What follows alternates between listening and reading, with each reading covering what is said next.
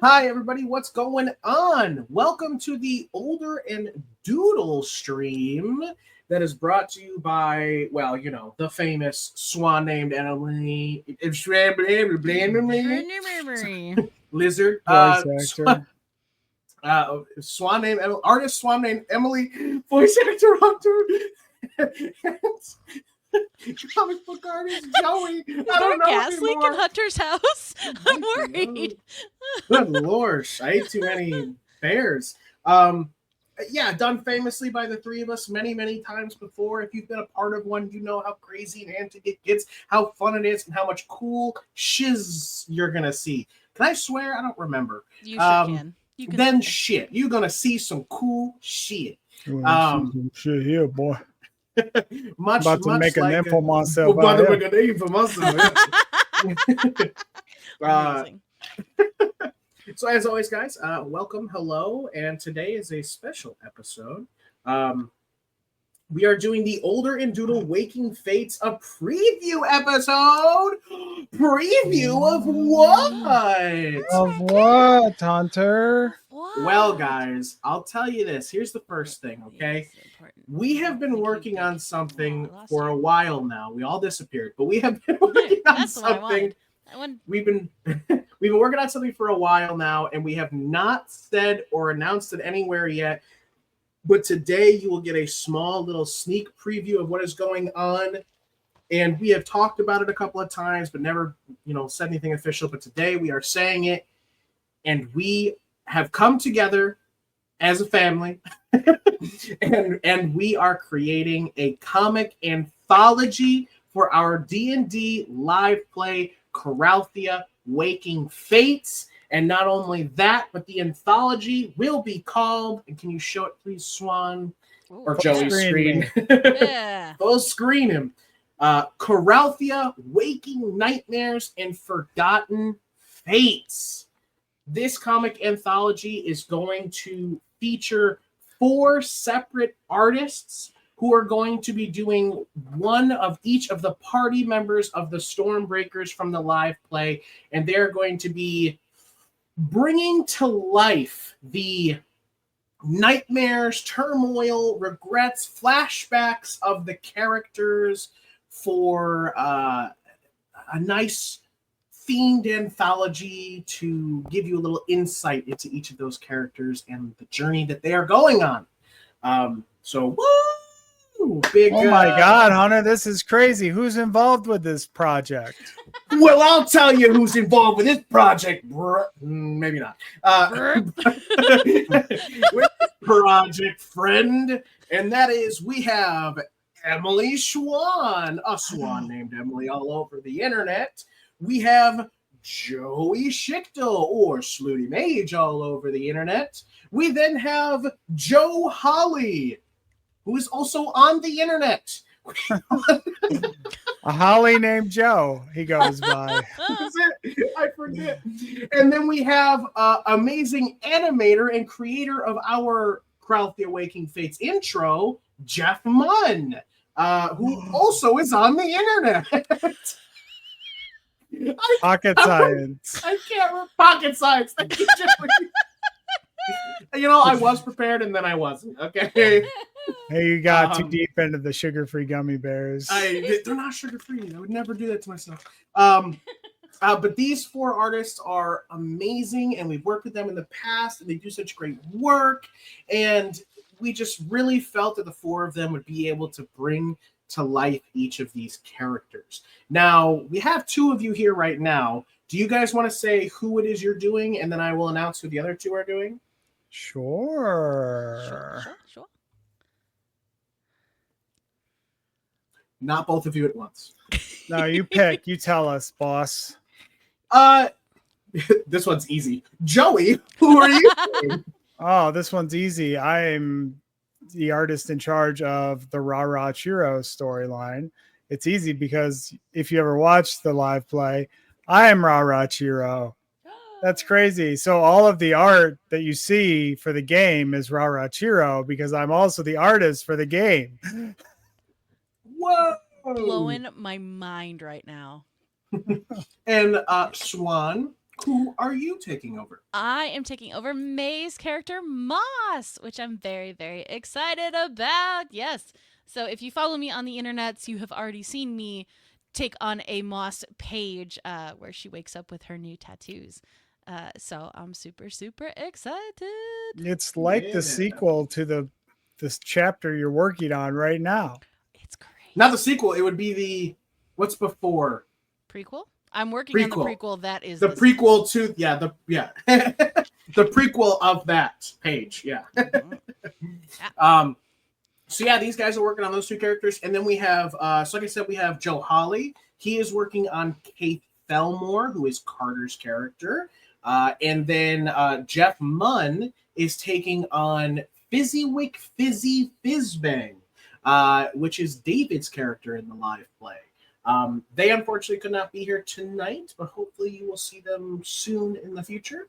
But I forgot what I was going to say, but you know what? It doesn't matter because it's time to get to work. So maybe, I don't know, maybe we start this with so what I kind of want to do with this, I'm blindsiding you guys right now. I don't know if I haven't really given a plan yet for this because it's all off the cuff. It's very no plan off the cuff. Twin Tiers Comic Con panel. We haven't been planning this for 8 weeks. So what I was thinking we could do is, and I don't want to start with Joey because Joey is here all the time for it. Probably start with you, Swan. And that is, to start off being like, you're taking over Moss. What's your thoughts sort of going into it? How are you tackling this project for this? Like, what's the process? What's the process? Okay. So it's fun in that I have already had a chance to draw Moss, so there is a level of familiarity with the character, which is really nice. Also, super selfishly, Joey made amazing character art with like extensive amounts of reference, so the actual work, like heavy lift that would be the initial like getting to know the character is kind of already there. Plus, with this, and why I like this project so much and I like what we've done, because it comes from a live play, I can go and listen to the actual person, the player, playing this character and getting a feel for them. So I think it adds out the acting that I might normally do myself, home alone in my home. It's already done for me. So once again, it makes it really easy, but it's fun. I am obviously a huge fan of playing D&D and TTRPGs. I think they translate ridiculously well to comics. And what's neat about this is because the story itself is so much in vibes. There's a lot of nonverbal storytelling, which selfishly is some of my favorite. I am a characters talking to each other a whole bunch person, but I'm also I love getting to explore the emotions a character is going through and really pushing that in body language and facial expression and taking the reader with me on that journey so they really, really can feel what the character is feeling. Wow. That was great. That was such a good answer. I mean, man, if I was on Family Feud right now, the whole family would be clapping. You know what I'm saying? Like, Yes. That was great. Wow. Yeah. Man. I'll come now so you can start to work on what you need to work on because I'm going to jump over to Joey, who okay. Who will get the exact same question. Ask it again. Oh boy. Come on, Joey, for the clips. Oh, you're right. My bad. Joey, with this project, what are you doing to tackle? How are you going about creating this portion of the story through your eyes of the artist you are and in your style? How are you tackling this? So I'm going to say right now that this is an insanely selfish vanity project. Yes, we love it. When I played the scene out, that flashback scene with Ra, I was like, damn, I want to make a comic of this. And then it just sort of happened that all around the same time, the other characters were going through, because it was at a level up, so it sort of worked that all the characters were going through something at the same time. I was like, man, like if we could get people involved with this and do all 4 of these stories as a book, I think it would do gangbusters. But really, I just wanted to do mine. But I needed a backing to do it. So needed more of a reason to actually put pencil and paper. Yeah, exactly. I would never draw full 8 pages for no reason. Never. That would be crazy. That would be insane. Would do that? So I'll do sort of a snake draft here and go into the next question and start with Joey. So we've talked about why and sort of and tackling and why you've done this, but going into working, which is what we're doing tonight. You guys are doing some work on this, and we're going to show it off. We'll sneak previews. How do you start? What's the thought process that goes through your head to putting pencil to paper, or theoretically pencil to paper, as some people go straight to digital? What is it? Tell us. How does it work? Do you imagine circles in your head? Yeah, no. I draw this amazing, would be published Sistine Chapel award-winning comic in my mind. And I'm like, oh my God, look at all these beautiful pages and panels, all of the emotion here, all of this great looking stuff. And then I'll sit down and I'll be like, all right, time to draw this. And it doesn't translate. And then I quit for a while because I'm discouraged. And then I'll come back to it in like a week after I haven't thought about it. And I'll quickly bang out layouts to try to capture it. And I won't like those. I'll throw those away. And then usually around the 3rd time, that's the charm. I'll get something that's sort of what I had in my mind, but I won't be happy with, but at least it'll be like down on paper to get started. I see. Damn, very real there with that. Very destructive project, very self-destructive process there. Hey man, kill your darlings. That's how you gotta. Man. Cool. That was something. Thank you for sharing. Of course. I'm sure every aspiring artist out there was like, wow. So, a lot of aspiring artists, they'll come up to the table and they'll be like, how do I draw hands? And you say, you just copy what looks good because you're never going to get it. You heard it here, folks. If you're looking to make it big, read Joey's new biography coming out this summer. Yeah, I can't say that that's exactly what I teach in my classes on how to draw hands, but hey, the cool part is there's a lot of different ways to make art. Dang.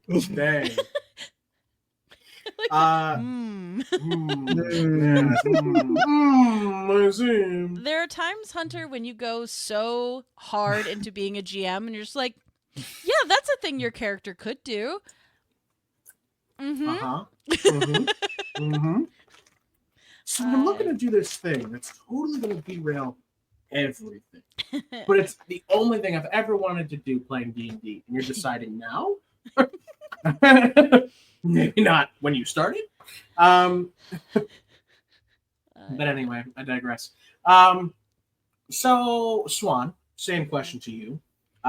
What is the starting process as you put pencil to paper, and what is, do you also throw the first 5 out or pray? 5. This is slander. I am a big, I want to sit down with the script for the first time where I am not distracted by anything and I'm kind of fully open to being able to read and get those first initial vibes and creativity that comes along and sketch all of that out. I am very much a person who wants to, I don't know if it's just because I came from animation years and years ago or what, or just how I am as a storyteller, but I always want to do more pages, more panels than is necessary. So I am I am an overachiever in that I will draw more and more and more, and then be like, okay, not all of this is actually necessary for the storytelling, and how can we find what the good and important moments are? Do I really need, selfish Emily wants to draw 3 shots of this character in 3/4 view from the waist up because that's what I like drawing. But for the story, you probably don't need all 3 of those. So I am very much in, kind of doing the everything that I would like, editing it way down, and really trying to hit the okay, so on this page, what do I actually want to accomplish? On this page, how do I want to do it? And I'm a big, because I primarily make print comics when I do comics, is how is the flip going to look? How is the person, when they flip to this page, what are they going to be hit with? When they get to from the top left to the bottom right, are they going to want to move to the next page? And so I spend a lot of time on those. So taking all those different sketches that I made and all the different storytelling beats that I wanted to hit, and how can that really, really, really push the story, and then it's kind of looking at all of the pages together and how they all kind of connect. I like having either, it could be something as simple as a consistent color palette, or it could be kind of repeating motifs, but I like to have that kind of through line. I don't know if anyone ever notices it. It's not for anybody else. It's really just for me. Which is another one of those sick and twisted things about being an artist, because I'm like, nobody's going to care. Nobody's going to notice this stuff. But I was like, but I'll know. And it matters to me. But no, and all of this very, very much, it has to be sketched traditionally. I can't do my page layouts digitally. I lie. I can do it. I don't like it as much. I've done it in the past. I like the hand drawn. I like the becoming a kid again. And as I really want to get something, pushing harder and harder into the paper to fix it, and then having to redraw it. And there's a big thing for me, and this is where I struggled early on in making comics, because my pencils are very energetic. And I would lose a lot of that energy in the inking. So I try to really, really make sure that the thumbnails that I do, so all of these are thumbnails. I draw little, 2x2-ish, 2x1 boxes. Ish. That's the other thing.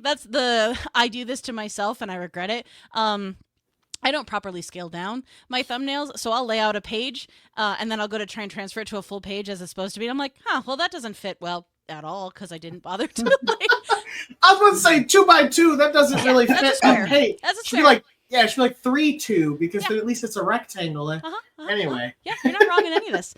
You are spot on in all of that. But yeah, I like doing that in pencil, and in really loose, really gestural, really, really energetic, so that I can keep that when it goes to the main page, and actually still have that kind of energy. And then that's always then the trick of trying to hold on to that through the inking process. Oh. I love the fact that you said when you're creating it, you think about the flipping of the page, and when they go from top left to bottom right, do they care enough to flip? That's really cool, because that reminds me a lot of TV shows, right? The reason why you watch the next one is because of the thing that happened at the end of the one you just watched. So it's looking through the pages, you're like, oh, what do you mean? Do they hit? And you got to flip, and you're like, they hit them. You know what I mean? Yep. Yeah, that's awesome. I love that. That's a really cool way to think about how you're doing the page and laying it out. Very fun. Oh my gosh. So Joey, we'll go back to you. What of today are you working on? What are we seeing here? We see that you have started on something. You've got stuff going on. Let me zoom this out so that people can see it. He's a zoomy boy. And then I will actually, 1 second. Let me take that layer out that I inked so that you can actually see what's going on. All right, so I am working on pages 1 and 2 of my story. I'm doing both of them because I've started with a 2-page spread. What does that which mean, is Joey? it is an image that goes across 2 pages of the book.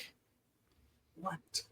That's crazy. Why would Yeah, you do so something like so that? my first panel is this big 2-page spread on top of Rara sort of waking up at dawn in the camp, getting ready to start her morning stretches after we had just lost our big encounter with Krieg the Hammer Boy. Krieg the Hammer Boy. Yes, I remember making the name for that NPC. Yeah, I remember that. I remember that being his name because he broke my ribs with his hammer. Oh boy. I did do that. It did happen. It wasn't my fault. It was Kate's fault, but That don't tracks. tell him that.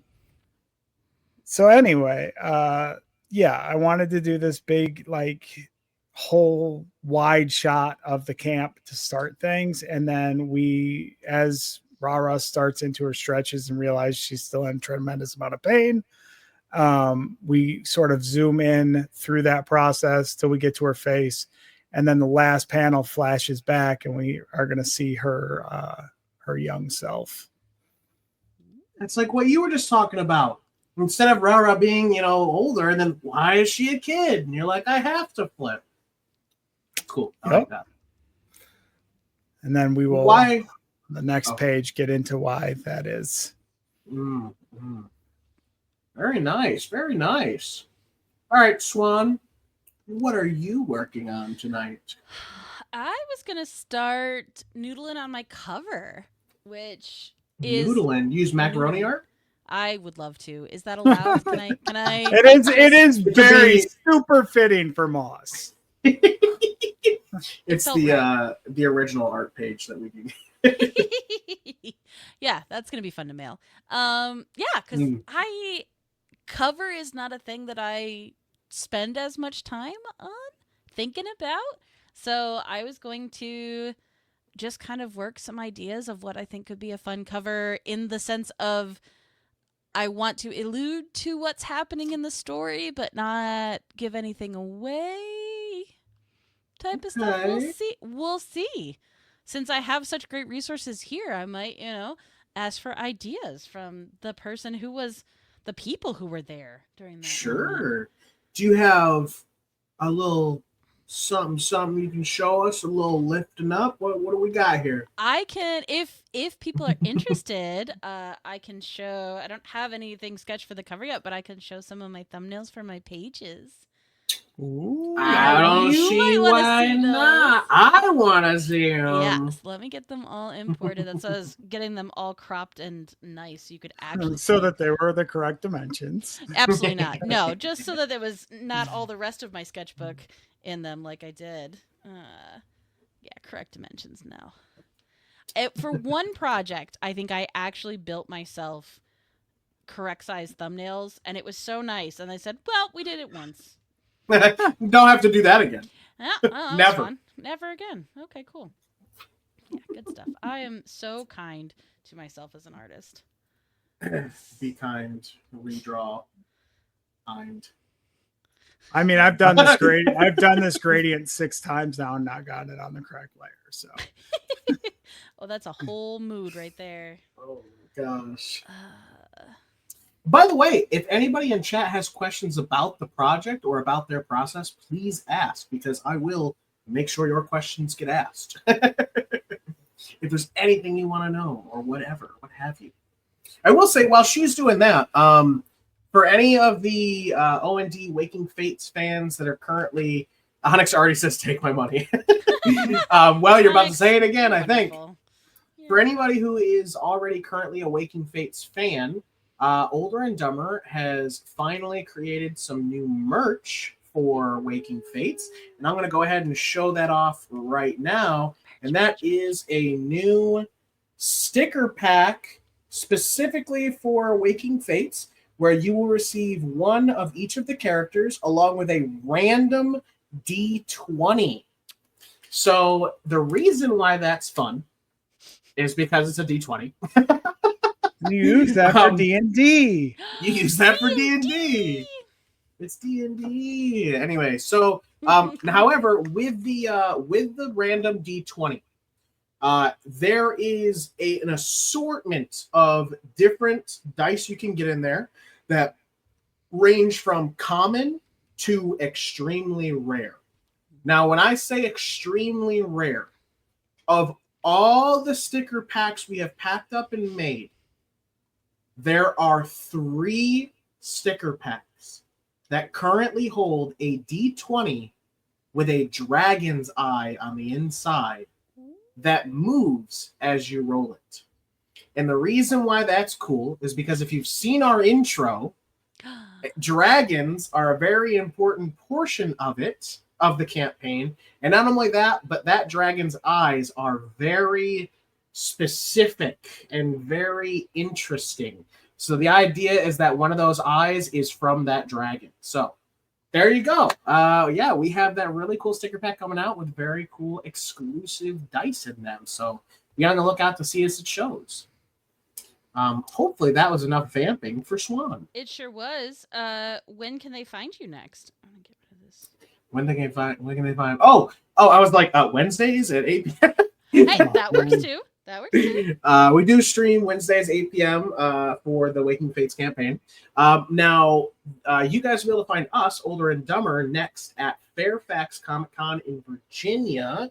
That is August 23rd and 24th. So very soon, next week actually. So if you are anywhere in the area, please come see us at the what is it? The Duelist Expo or Doolies Expo? Dulles, like the Dulles. The Dulles Expo. That is where we will be. Yeah, that's where we'll be next week. And then after that, the next is the big one, Twin Tiers Comic Con in Horseheads, New York, at the Arnott Mall Event Center.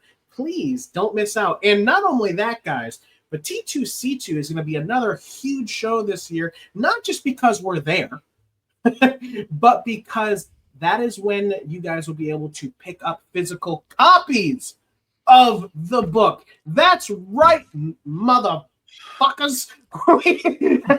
We will have this done and printed by T2C2 for you guys to have this year and in time for Christmas. So when the Kickstarter starts next week, you better get in there so that you can be ready. Don't worry, Onyx. Next week, you will be able to give us all of your money. As much as you'd like. Many, many rewards to come. That was lovely. Right. Well, you know. Okay. All right. Here, I'm going to make me big. Let's see it, Swan. All right. Oh, orange. Did you use a crayon? No, I used a color erase pencil. That's a thing? That's a thing. Just like a regular colored pencil or just like a special colored pencil? It's a special pencil. What? Yeah, it's crazy. If you've seen me sketch, that's cool. Yeah, if you've seen me sketch at convention, I usually do that. So I sketch all in color, and then I'll go over it with either inks or with graphite. But yeah. So they're a little bit softer. They're the animation pencils. So they're made by Prismacolor, which makes other stuff. But they erase like a regular pencil, but they are colorful. For how often we call out like the brands of things everybody uses, we really should start looking for sponsorships. That would be lovely. I would love that. Yeah. So I am, and this is a question. My initial one was I was looking up reference of the redwood trees because I wanted the forest to be very imposing. So some of the specifics of this I will have to double check with you because I think we have a little flexibility in that, but I also want to make sure. So this is, I love that. kind of it's a dream forest, so right. So it can go crazy. I figured you wouldn't be too upset. There's the specifics I told you there needs to be, and that's it. Yeah. So then got some moss in the forest. We've got some. This is one. This is where I feel like if other people looked at this, and Hunter, you're other people right now, I don't feel like this page makes a lot of sense. But it makes a lot of sense to me, and I know what all this means, so that's fun for me. I'm happy. There's some. That's a sad face right there. Someone is having a bad time. Bad time. What's the you got a newspaper at the top? What is? So I'm going to do the very anime thing of stark background with.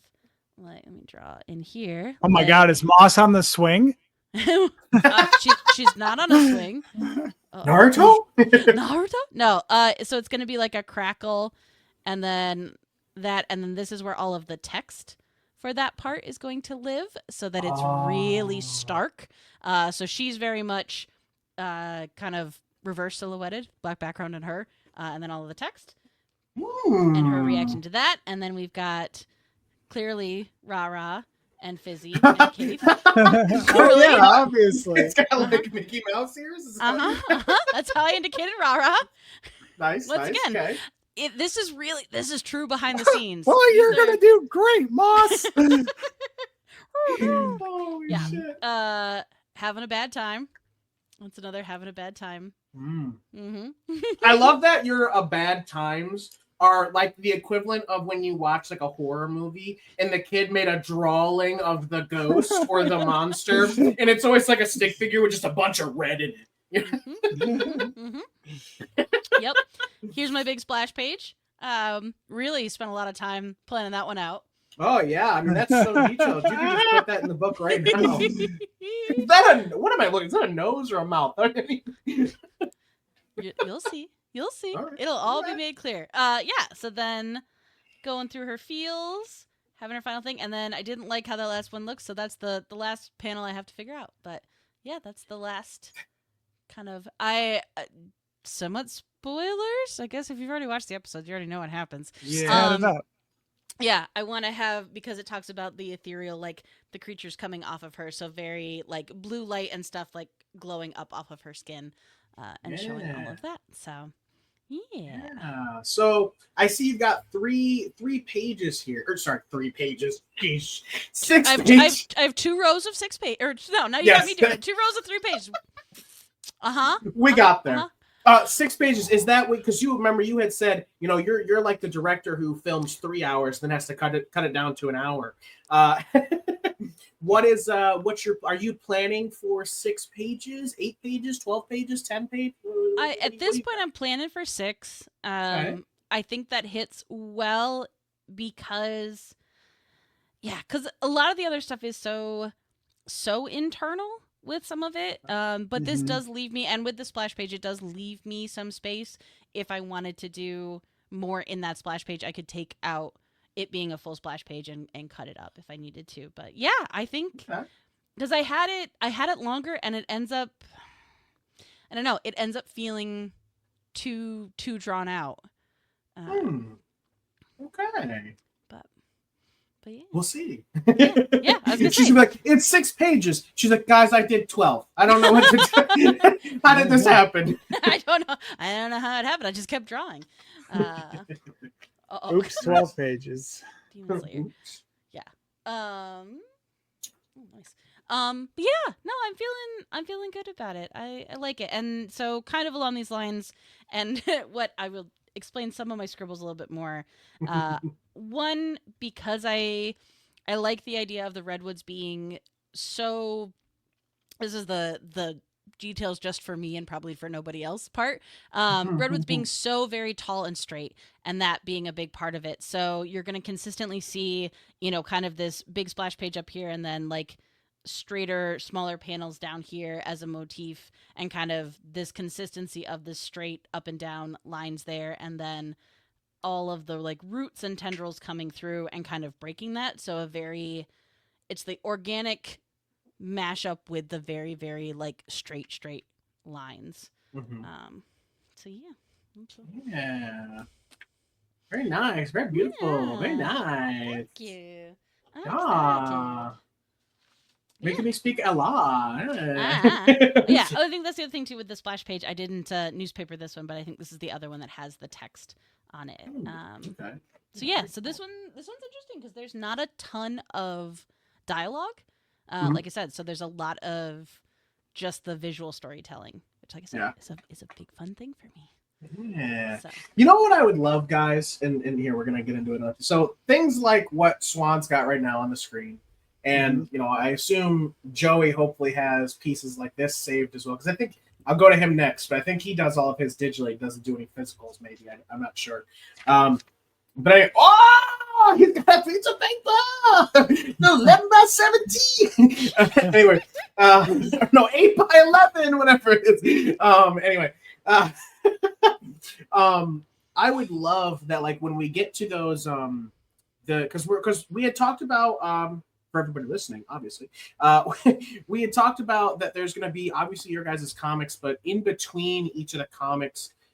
We'll show like sketches and behind the scenes work and all that kind of stuff. Yeah. I would love to have like each of you maybe pick your like your most favorite thumbnail, and then you dissect the thumbnail on a one pager where it's like, here's the thumbnail, and then we have a blurb from you talking about it or something, or you know what I mean? Like, what do you guys think? Yeah, no, I'm definitely planning on a behind the scenes section in the back of the book. So it's like one of those things where like you go to the library, not the library, you go to the Books and Noble, You can go to the library. are you? Do you smell toast, Hunter? The Barnes and Noble? Barnes and Books and Mm-hmm. Barnes and Uh-huh. Man, guys, it's something. And you like go by the like, I don't know, like the Star Wars like books or whatever, and it's like, this is a speeder. This is what the speeders used to look like, and like that kind of thing, you know. Mm-hmm. Very, very, very cool. All right, so Joey, now we come over to you. Do you have any sort of like little sketchy things you want to show off, or oh, can you tell sure. us? Okay. I can make myself big and tell you things. Yay! Whoa. I think so. While he's doing that, I wanted to say, Hunter, I'm always curious because I know for me as an artist, that stuff is super exciting, and like other artists' process and how they talk about their stuff. I am always curious if it's interesting to other people. Oh my gosh. Yeah. Like for anyone who says it's not interesting, it means that you're a piece of garbage and you hate the work of art. I wouldn't say you're a piece of garbage. That was a little Yeah. that was a little far. I shouldn't have said that. No. But no, very seriously though. I love to hear people's process and how they decided to do something or why they did something, no matter how minuscule it is. Like, so it's very funny that we have the two of you because Joey and you are very different. We already tell by the first two questions that we had that like Joey's is, well, you know, I used my left hand to draw, so I had to throw the whole thing out. And then I heard a dog bark, and I was like, oh, this is great. It's a sign, you know, like. And then where it's you, where you're like, I love the magic and how everything comes together and the stars aligning and my brain exploding with like, you know, creativity. You know what I mean? Like it's the two different things, and it's so beautiful to hear because both things are fun and interesting. And the reason why I love it is because I love creative people and I love being creative and I love people who make things, no matter how small or how big it is, because I want to know how you do it because maybe it'll make me better. And by you hearing me, maybe it'll make you better. Or just the fact that like how we have explained something to one another it's kind of like the same as when you work with somebody at work and you have all your inside jokes and, you know, oh, hey, it's so-and-so again, or hey, you know, chocolate finger. And like, you know what that means. You know what I mean? Like it's that kind of thing where you just sort of have that inside jokes and you can feel that with them. But then when you try to explain to somebody who has no idea what you're talking about because they don't work with you, it's kind of that feeling. So I love to hear that from other people. But it does feel like it's a thing that you don't have to work in that field to know, because if you love art and you love entertainment, which I feel is one of the most important things in the world, you're going to feel that. And it's not just because you look at it and are like, oh, that's so cool that Superman punched that guy. And it was like, wow. But hearing the story of we had to rig that guy up and, you know, it took 1,800 shots, you know, whatever it was, like that's even more entertaining than just watching it. To me. Yeah. No, I'm with you. Joey, it's your turn. What am I answering? Oh, I'm big. You said make you big. I forget what you were going to show something? Yeah. Mhm. I also did drawings of my roughs that'll show up. So there's my 2-page spread that I'm working on. Yours make a lot more sense than mine. And then, there's page 3. It's making much less sense now. It got so much smaller. There's definitely something going on there. Joey was like, I've got a great idea. Just does the one idea and goes, was this supposed to go somewhere? In the bottom, we go back to future Rara for a second, and then we revert on the next page to another flashback. Oh, something's going on there. We got little Joker laugh bubble there. I don't know if I'm doing 6 pages or 8 yet. I haven't decided, but right now I have it sketched out for 8. And there's some more pages that I sketched. Nice. I can't. I don't know which way the camera goes. There we go. You got it. It's like there's some eyeballs on the top right of that one. Yeah, that's exchanging a glance with a person that we'll know after this comes out. Very nice. Here's a question for you, Joey. And I'm wondering what all the artists are going to do for like little Easter eggs. And I'm wondering if for yours, Joey, when you have to draw the random, because if you've seen the episode, guys, there's something about other children in this flashback. Those other children, are you going to base them off anybody? Because I might have to do David for the kid that David voiced because he did such an amazing job. I was just about to say, because when we did these dreams and flashbacks, there were lines that were said by the other players. So if you were to take one of those lines and draw it after David, it'd be pretty funny. Be a nice little Easter egg, I think. I think the character that May voiced in the first flashback was a man. I could still base it on May, though. She'd love it. But yeah, I probably will do that just for the lulls. The lulls and the giggles. It's an important part of the art making process. Lulls and giggles. Yeah. I consistently refer to myself as a selfish artist. Like, I do this because it makes me happy. I make stuff for me, and if other people happen to enjoy it, then I'm thrilled. But me first. I'm gonna look through the chat here and see if there's maybe some questions in here to answer. Sick Dualism says you can get the best viewers on Streambo. Oh hell yeah! My favorite chatter. I sent them to the Shadow Realm. Nice. Liquid Core. Ooh, Liquid Core, Roxy Star says. About the dice. Oh, yeah. Yes. He forgot his promotion already. I think so. That's okay. If there's that's the stuff. So I am a dice goblin. I love it. And I have 3 different sets of Liquid Core now because I love them. I think that might be what it is. It's one of those things. So essentially, no matter how you roll it, the eye will always be looking at you. Yeah, it's but it that might be what that is. So pretty cool. Let's see. Are those going to be available on a site that people who are not local can order and have mailed to them? So Onyx says. Oh man. We do not currently have a site for that kind of thing yet. We would like to, because we kind of want to make them a big thing for these next two shows, and do them sort of in person. However, as we leave T2C2, and everybody knows that's like the last show of the year, and we move into the next year, we have been talking about moving to a new way to do merch online, because we have been using Teespring for the longest time, and they are absolute garbage. Absolute trash, fire, everything. They were great at one point, but as some of our fans have said, they've ordered things, and instead of it being the 2-week turnaround or less, it was 6 months later, and it had dead bees in it. So we would like to change and see if we can't do stuff like that. But so as of right now, Swan, no, there's not a place you can buy it online. You will have to get to us in person or DM us. I guess that's a possibility. Yeah.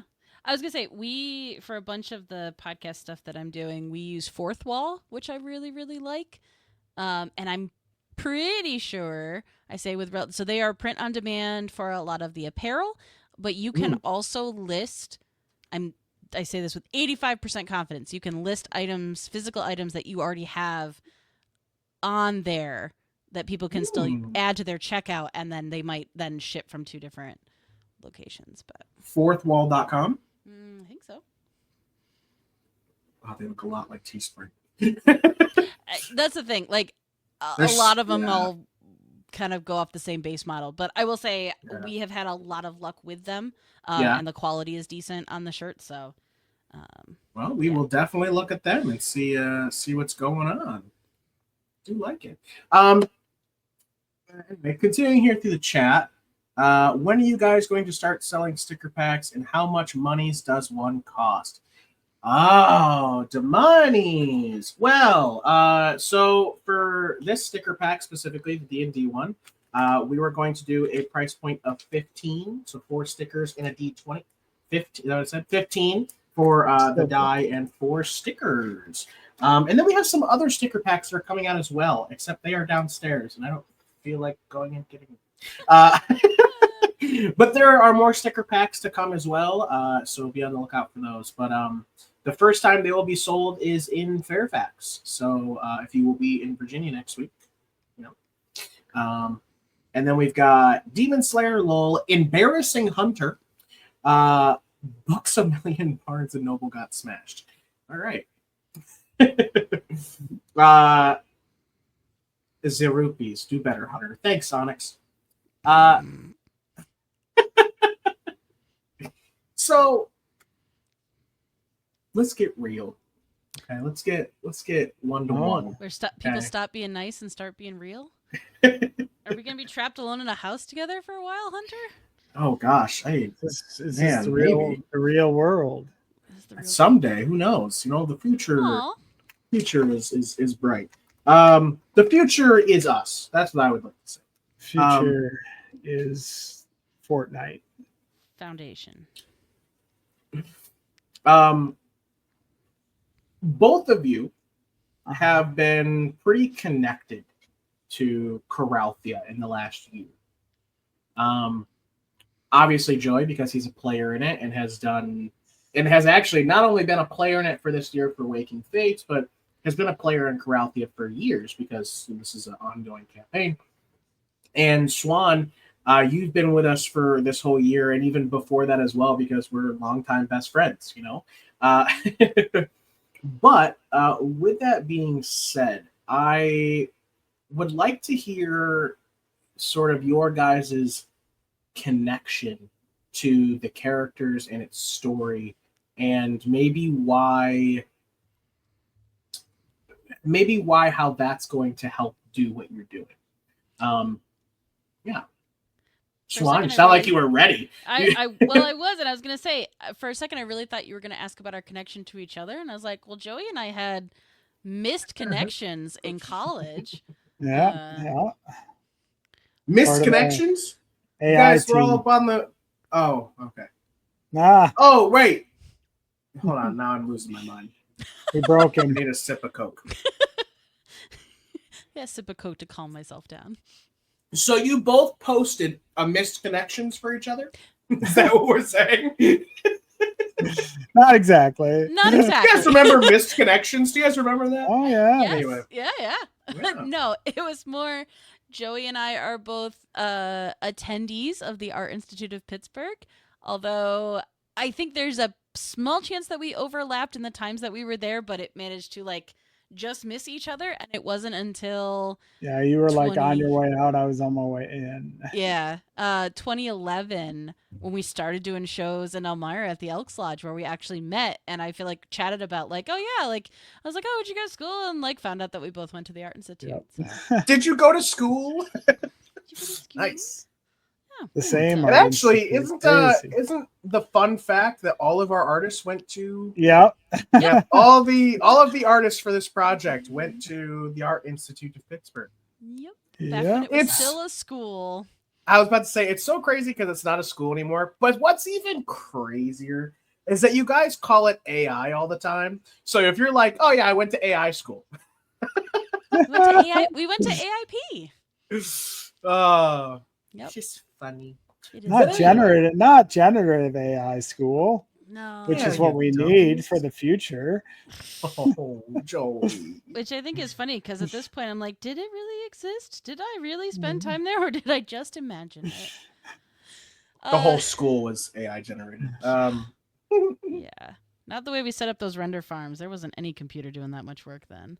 Anyways, connection to the characters.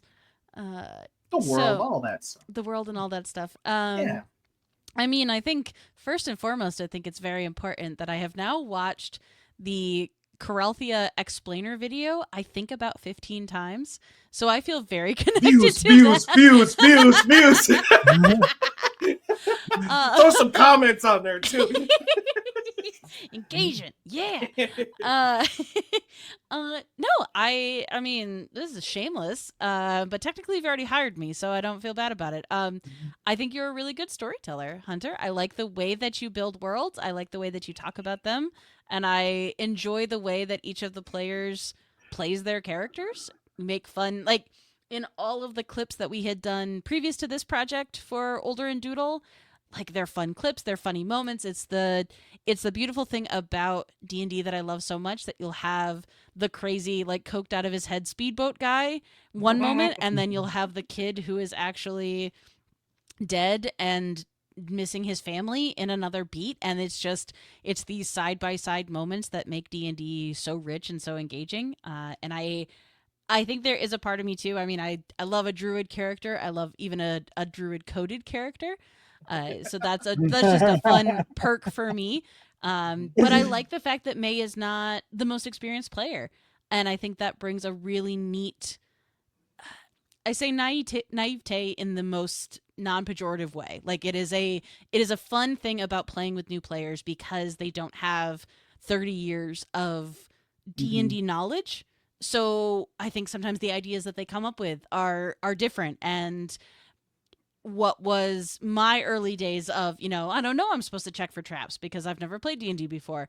I think in the right setting, which I think you've built, that kind of not knowing actually works well with the characters. And because you all have such trust for each other, you can kind of play into that. And so that quick to anger and quick to feel remorse for these moments is such a fun character to get to then play with. And I like the way that May goes about situations, and I enjoy watching her. So I mean, it's selfish for I'm just like, oh no, I really enjoy this character, so drawing them is easy. And I feel so bad because I feel like it's become a running joke that I just don't like Kaith and don't draw anything Kaith, but he's also very good. It's just kind of how things have worked out. So, but I think I might actually draw his face in this comic. Maybe. I don't know. I say that now. And then behind a box. Like yeah, this. The one page is going to be like, it's actually him just turning, so you're only seeing over his shoulder, and you just kind of know it's him. So we'll see. I love that. That's awesome. Well, before we jump over to Joey for that question, let's talk more about me. How awesome am I? No. That's beautiful. That is wonderful. I love that. And I love that you didn't do it because didn't say those things because we hired you, because you genuinely like things. Wow. Yeah, no, that's really awesome. I love that. Like, the big thing, man, we've talked about this so many times in every Older and Doodle. We just start crying every time. It's so difficult sometimes, but it's not. You get people like Swan and like Onyx and other fans who just sort of like, I don't want to say you fall in love with it. I don't want to go that deep. I don't know your emotions, but the fact that you connect with it and see it and have these like opinions and stuff, it's so wonderful to hear. Like, and not just because it's good things, like just the fact that like you're seeing it, you're feeling it, you're enjoying it, and that's what we want. It's not that we want everything to become amazing and make $1 billion, just that Hold people on. saw it and were like, okay, we want to make $1 billion, sure. But that's not like its foundation. Its foundation was that we want to entertain people and for them to feel something, whether it's good, bad, ugly, sad, whatever it is, they're feeling it. They're experiencing the world through another world and feeling other people's perceptions and their feel like. That's also why I love D&D. It's just because we see things from such a different lens. But it's just wonderful to hear those kind of things because, right now in the world we live in, art seems to be dying a lot, and I don't want that to keep happening. And more than anything, it needs to be pushed and pushed and pushed because there's not enough stuff created by individuals anymore. And I see articles about, this place, and like the biggest thing lately I've been seeing is how like old like Greek architectural buildings being brought down. And it's like, are you kidding? Like look at that building and look at this garbage box you made. See how much passion went into that. And it's like people are just like, yeah, we're gonna tear it down and make a condo. Like, hi. And that's just on a totally different infrastructure scale, but still, like, stuff's important. And just 1-2 people, whatever, seeing that and feeling that, it's you can't build a fire without starting a spark, So, all right, Joey. Okay. Back to that question, which is, how with everything that we have done, yours goes even further back. We've been friends and joined creative brothers for some time and have been in the world of Coralthea, and you play the character of Rara. What's sort of your connection with this that sort of is helping bring into what we're creating? Well, I think it's true for a lot of people that D&D is sort of free therapy nowadays. Okay. And if you listen to anything that I've said at the start of this show, you will see those sort of attitudes reflected in Rara as she tries to make, her way through Coralthea as an artist. Joey's playing Joey Life Simulator as a girl bat. Hey, working through sometimes things. The character is more you than you might want to admit. Mm-hmm. I think there is a lot of me in every character that I play, whether it's I'm having fun and being a luchador, or I'm being the grizzled cowboy sheriff that wants to, just sort of clean up his area, or I'm having issues with family or questioning my career. Like, I do a lot of that through the stories that we tell, but I also get to make fun characters that are I hope intriguing to the other players, in this case the audience, and through them tell an interesting story that might help them through similar issues. I'm not we go back to the whole hand thing. Not the best person at giving out advice, but if I can help somebody through working through my own issues, that feels pretty good. Feels good. Yeah. Also, I like being the Shadow Hokage. Joey is a very big help in the backgrounds of the world and lore, especially because whenever this guy makes a character, I get 6 more pages I can add to anything that's being created, because his backstories are essentially comics in themselves.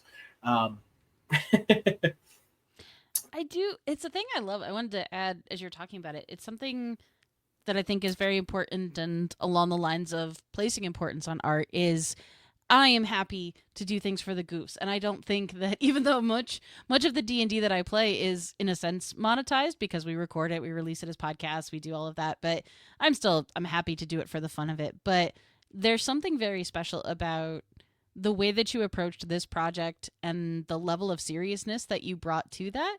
in that, no, we're still gonna have fun, we're gonna be goofy with our D&D, we're gonna do all the best D&D things that everybody shows up for, and we are gonna be committed to building the overlays for the Twitch layout, to creating the episode art for all of these different things, for being consistent in our drops and all of that stuff. And I think as an artist, so as someone who isn't playing actively in the campaign but is being brought on for that part of it, it is so much easier to want to sign up for a project where everyone else believes in it that much and is willing to put in time and energy to it, so that there is never a point where I felt like in any of this I was going to be the only person who was working on stuff. Everybody is working, everybody is contributing, and there is that working together that is such a nice and often lost thing, especially as, you know, we don't all get to work together in a singular studio. We are in different parts of the country and all of that.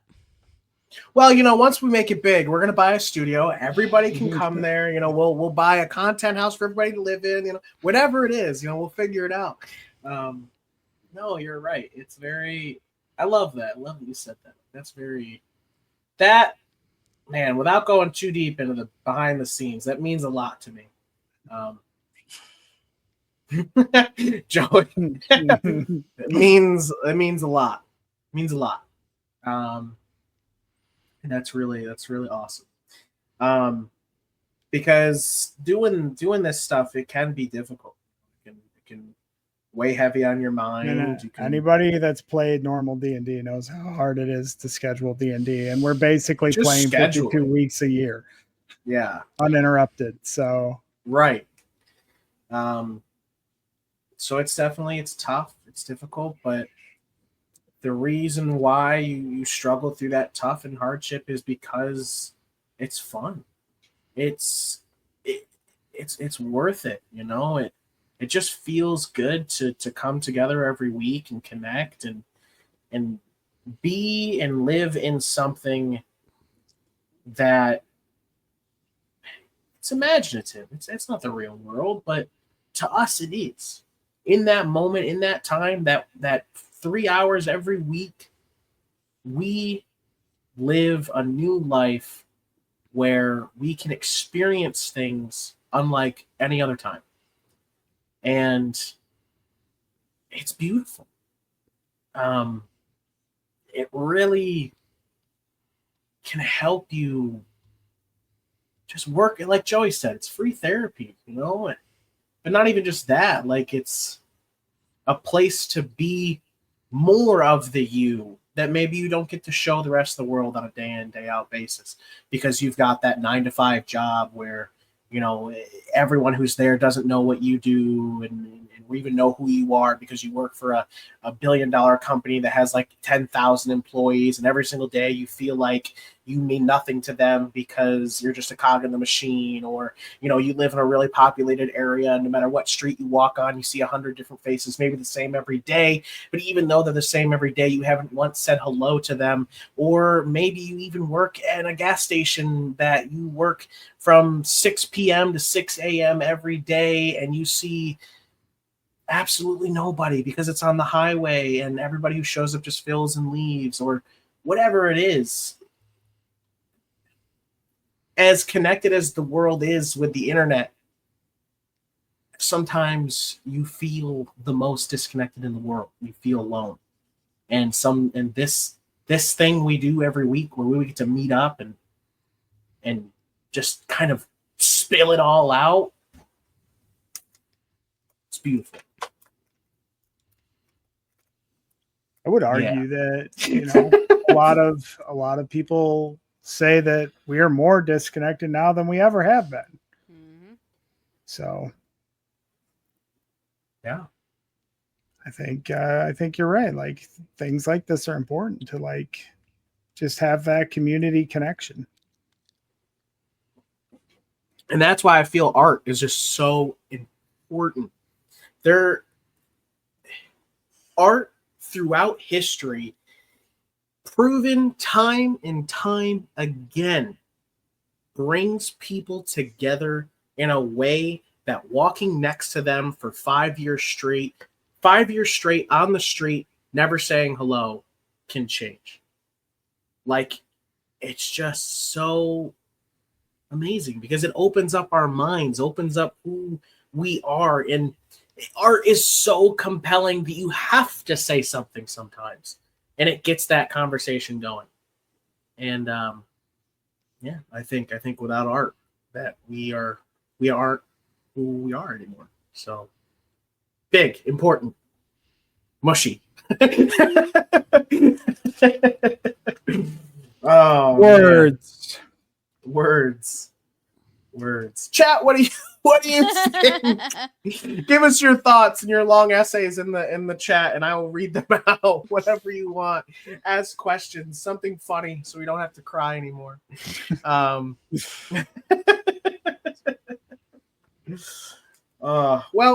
how about this? I have to talk Hunter off ledges all the time these days. So please, positive reinforcement in the chat only.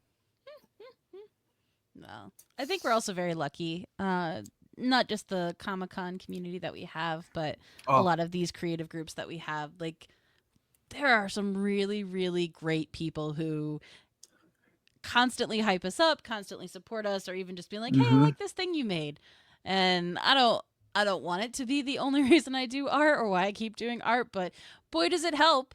Boy, does it help when I'm not feeling great about myself or my art or the state of the world or any of this. And it is tremendous. And I know it's always a meme that goes around, but even if you can't support an artist or a group that you like monetarily, like those likes and shares, they matter. They make such a difference. And just the like, okay, somebody saw this thing that I put out there and responded to it enough to click the button. And that, yeah, our own talking off the ledge moments.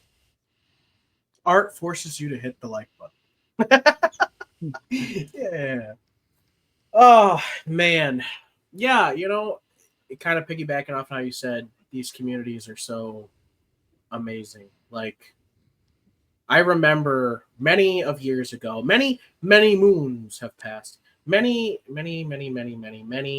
years ago, because we're old now.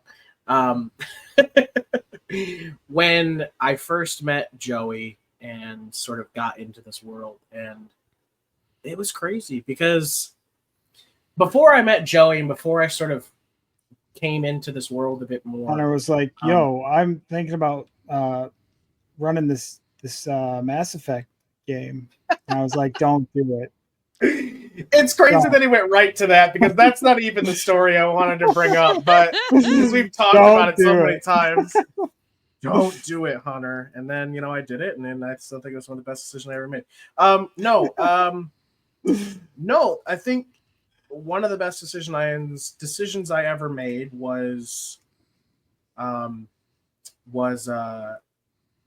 quitting the job I had at the time and coming to work at the same place as Joey and us becoming friends. Honestly, like, I remember before then just how I mean, it sounds cliche, but lost.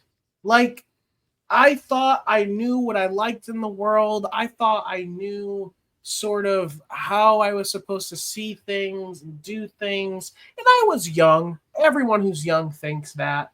But when I really started to learn about more creative thing, I always thought that maybe I had some sort of creative inkling, but it never really came up. But man, after meeting Joey and going through all the things we did and doing all the things we did, it really opened me up that, like, because seeing him, it's like, oh my gosh, dude, you're an amazing artist. And it's like, how do you do it's the same thing that people ask, how do you do that? How do you draw hands? How do you get so good? And Joey said, practice. Oh, learn anthology. I don't know, do it. Like anatomy. All these things, but like it's funny and maybe a little sarcastic at the time, but in reality, he's kind of true, or he's kind of telling the truth as to, like, I think when he says there's no magic bullet. Yeah, when he says those kinds of things, what I hear from them is anyone can do it. You just have to do it. You Mm. have to want to do it. And not everyone's will ever be the same than the others, unless you straight up copy. But but that's the whole great thing about art and why it brings out individualism, because that's what it is. Art is an expression of who you are and what you're trying to show. And meeting him was one of the best things to happen to me, because that's how I am now. You know, it's how I see the world and such. And I don't throw everything Joey does away. I take it and I unwrap it. And Damn, do we have to kiss now? Can you put our screens together? Oh, I sure can. I can actually. I can just go. Oh, we're going the wrong way. You're right. I don't know Joey's which got a black one. screen. Joey's got a black screen. Work? Because it's I broken. don't know which one I have to hit. We just got flames. You're a cigarette ad. There we go. There you go. Oh, your camera is not. Oh wait, You're the wrong way. There you the go. wrong way. There. But- No, go back the first way. Go back the other way. No, Joey. That was perfect. It's over now. The moment is ruined. Moment's gone. Moment's passed. Amazing. Oh Lord. Yeah, man. You know, Swan. Every time we do one of these, we get mushy, and it's your fault. It is. I'm okay with it. I like it. all your fault. There's something, and I, in facets of my art life, I am a teacher, and I usually work with middle schoolers and high schoolers, and there's something that's very important to me, that not just that, it's hard to be unapologetically yourself at that age. I certainly wasn't. I was apologetic about everything, and embarrassed to be me. But I think, unfortunately, now, as we talked about with the internet and being disconnected, there is this fear of being cringe. And something I love about getting older is I am so much less worried about that. And that extends itself to, if I'm actually excited about something, I don't want to downplay that.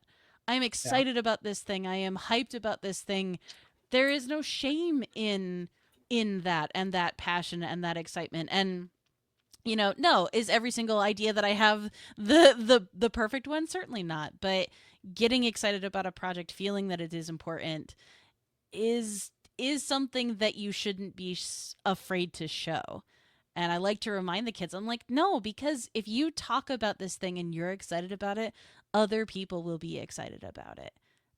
I love that so much. like, oh my gosh, because I'm that person who is always hyped about everything. Like, I don't care how bad it might look or whatever. Like, oh, the movie's gonna be garbage, or I hate Star Wars or Marvel, whatever it is, right? Like, okay, except you remember a time when you loved it, right? Like, you remember that, right? Yeah. Well, dude, they're making it. They're doing it. They got 10 to 500 people together to do it. Those 10 to 500 people, they did it because they wanted to do it. They signed on for that, and they made it. They did a thing that goes over there. Like, that thing that you go and look at, they did that. That makes me excited. I'm hyped about that. Whether it's going to be bad or good or whatever it is, I'm always behind something, because it's like people took time to do it. And that matters to me. Now, you might make a movie called War of the Worlds where Ice Cube is your main actor and he's in a webcam the entire time, and it's a horrible movie, but you made it, man. You did it. It might be bad, but you did it. That's cool. I'm hyped for you. It wasn't great, but you did it. And that's cool. Like, it's almost the same thing when I was in wrestling in high school. Like, most of the time, you might lose. But you had the courage to go onto the mat and look that person eye to eye.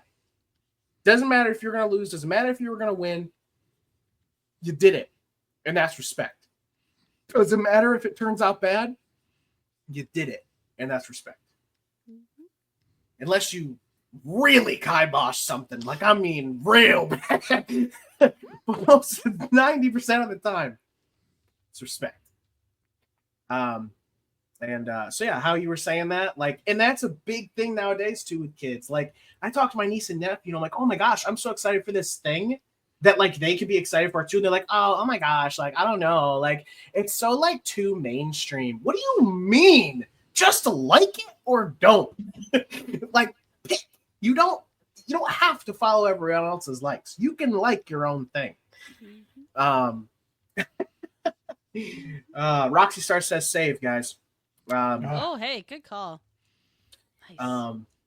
But yeah, you know, I do see that a lot in my niece and nephew right now, and I always go back to them like, you like this, right? Yeah. So you can be excited. I mean, sure, but like, no, but like, no, but like, you like, no, but like. Well, I think it's my frustration with there not being essentially experimental movies anymore. Like, there's no mid-range movies. Everything has become so blockbuster, and so it has to be a series. Mandated. Yeah, and I was like, no, I want to see movies that people took a chance on, and they don't like. They're like not gonna, Sundance films, you know? Yeah, and I was like, just these nice mid-range movies where you could tell the people were having fun. They took some risks. They didn't just make the slop that's being made now, and they didn't put Ice Cube in a webcam and make him that the entire movie. I mean, you could do it, and I bet there'd be a way to make that a good thing. But yeah, I just that's why you know indie animation's blowing up so much right now on YouTube because they're taking those risks. Yeah. You know, and it's something people are passionate about. It wasn't made in a boardroom. It was made by a creator. Yeah. I don't think you don't get Has Been Hotel and Hell of a Boss and that type of animation without the people caring that much and pushing that hard. Because no studio's ever going to make that. No studio's ever going to take a chance on something like that. Oh, yeah. Big time rush. So, Swan. Yeah. You have gone nutso already on this thing. I can, like, we've got lines, circles, we've got color. So many circles. Boy, I just love a circle. Tell me what you've got going on and what you're feeling here in this, because I am seeing some stuff going. Okay. So what I mentioned is, okay, good. For a second, I thought I colored on the wrong layer. Who would do that? Not me. That's every time. Never. Okay. So my idea for this stream was to work on potential covers. So I started, I just started with very loose, again, really loose, really gestural stuff. So this was just because it's the cover, I'm going to draw it in a way that I really like it. So it's the angle that I really like drawing, and it's just Moss looking up into camera, looking concerned. Okay. So I was like, okay, that's fun. That's very safe. And it gives me, you've got the fracture lines in the back. So I can either do kind of that broken glass. I can do the tree roots coming in if I want. It's very safe. It's very clear. I have a lot of place to play with that. So that was kind of my starting point. And then I was working into just looking at different posing. And I think I might have deleted some of them. Yeah. Oh, I know. She deleted the poses. I didn't keep them. I killed my darlings. Killed them. Maybe? Yeah. Okay. So here's the next sketch I did. Oh. I was like, okay, so there's this kind of magical element and spirits and all of that stuff. So naturally, because I am consistent to a fault, I'm like, that means magical girl pose. And so I started drawing a magical girl pose. Yeah. Okay. Also, as the only girl on the book, I just felt like we needed a magical girl pose. So that then led into these pose, which is now super. So it was this kind of that same like crisscross hand type stuff and floating, so you'd get a full body, but then that now essentially being pulled in different directions and having, because the vine motif is so strong and kind of that getting wrapped up and getting pushed into that kind of idea. And then that brought us into into her. And I shouldn't have gotten attached. I named the puppy, and I like this costume. And I don't know if this is the correct costume that she can be wearing for this. Yeah, so I shouldn't have gotten attached to it, but it's okay because it's like, so Joey, if you're looking right now, she's in her Tempest Fair outfit, which hadn't happened yet at this point in the story. But I think it's okay because the cover is a, it's a place to kind of go wild. Yeah, as long as you capture the essence of what's going on. Of the theme, and like the outfit is fine because it's not like she isn't still going through that when she hit the Tempest Fair, you know what I mean? Like, you just chose to use a different outfit, and that's like, I don't see why there's a problem with that. And it's a great kind of like Easter egg where someone goes, she wasn't in that outfit at all. Why is she wearing that? You know, and then if they decide to continue watching, they go, oh shit. Yeah. So that could be fun. It's also a very easy change. But I was like, oh, this is a flowy one. This is a flowy one. And it's one of the few ones where she's got a little bit more skin exposed. So if I wanted to lean into any of the tattoo stuff, I could. But then the idea, she would have them at this point. And when wearing those, she would have them. Yeah. So that could be that could be kind of a fun thing, especially like you said, it is foreshadowing. But then having all of I think that's on my. I actually saw you had the reference pulled up. So, like I just said, she would have the tattoos at this point. Joey, when making that, did not put them on her. No, I have yet to draw the tattoos, honestly. So. Which is fun because I feel like kind of like Muley, like I'm burdened with glorious purpose. I can I can make some suggestions as to how I'd like to see those drawn. Yes. I'm pretty sure I gave her a spiderweb elbow tattoo because I'm a troll in my heart. But yeah, so I liked the idea of the vines kind of pulling her and kind of that being pulled in multiple directions, and then I was toying with the idea of the different kind of shadow spirit creatures. So you've got kind of snake coming down here, some sort of animal running this way, jumping out that way, some sort of winged creature. I did the full wolf howling at the moon silhouette, but yeah, that might end up being too busy, but that was kind of the idea. So yeah, that was my journey for my cover creation. Yeah, I love it. The whole idea with the animals too, like their spirits, like that's so I love it. It's giving me, oh man, what is I'm gonna look it up. I'm gonna look it up what vibes it's giving me. Okay. Let me see. Let's see. I'm gonna see if I can find it just by searching this word. I bet you I'm not gonna find it. Kind of gives me like yeah, like constellation animal spirits. Like, you ever seen those? Ooh. Oh, I like that. Yeah. I like that. No, yeah, you know what I'm saying? I do. You know what I'm saying? I'm picking up what you're putting down. Yeah, because then you've got the... Smell it when I'm stepping in? Oh, that's terrible. You've got the specific points, and then you could do the kind of connection between them where they're like, it's just 7 dots. We're like, no, look at this super detailed tiger. I'm like, some of those lines don't even touch each other. Are you? That's awesome. I'm sorry. It's the thing that bugs me. Why'd you even put those there? I was like, that's not how connect the dots works at all. But no, I like that a lot. Because I think that could be really fun with a really dark background. Because then that would really stand off.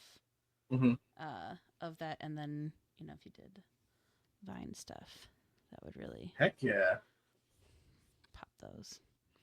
Do you put your ideas on a separate layer so that you can like turn them on? Yeah. Wow, that's such good ahead of you thinking. More people should do that.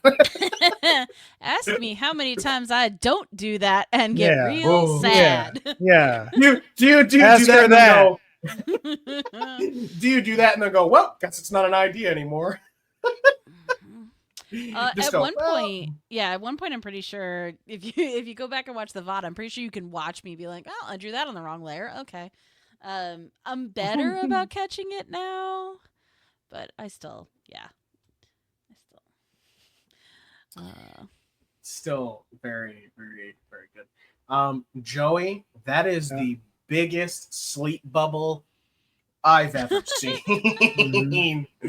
Oh my gosh. Look at that trademark fizzy eyebrows. Yeah, there's the boy. My gosh, I love it. Oh my gosh, what's even funnier is, Swan just talked about there's a running joke that she hates Kate because she never puts him in any of the drawings and stuff.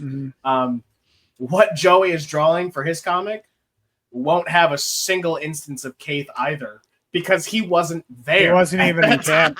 Yeah. Oh god, did I have it? It's one I still mean to finish and I haven't yet. I want to see if I have the. Yeah, it's the scene at the dock. Oh, it was gonna be like, oh, this is so Kate forward and everything, and then just the one little Kate face looking through That's it. That's as much as he's gonna feature in that page. I love that so much. Yeah, so we got Fizzy on the right, and then we've got Moss and her Ebenezer Scrooge hat over here.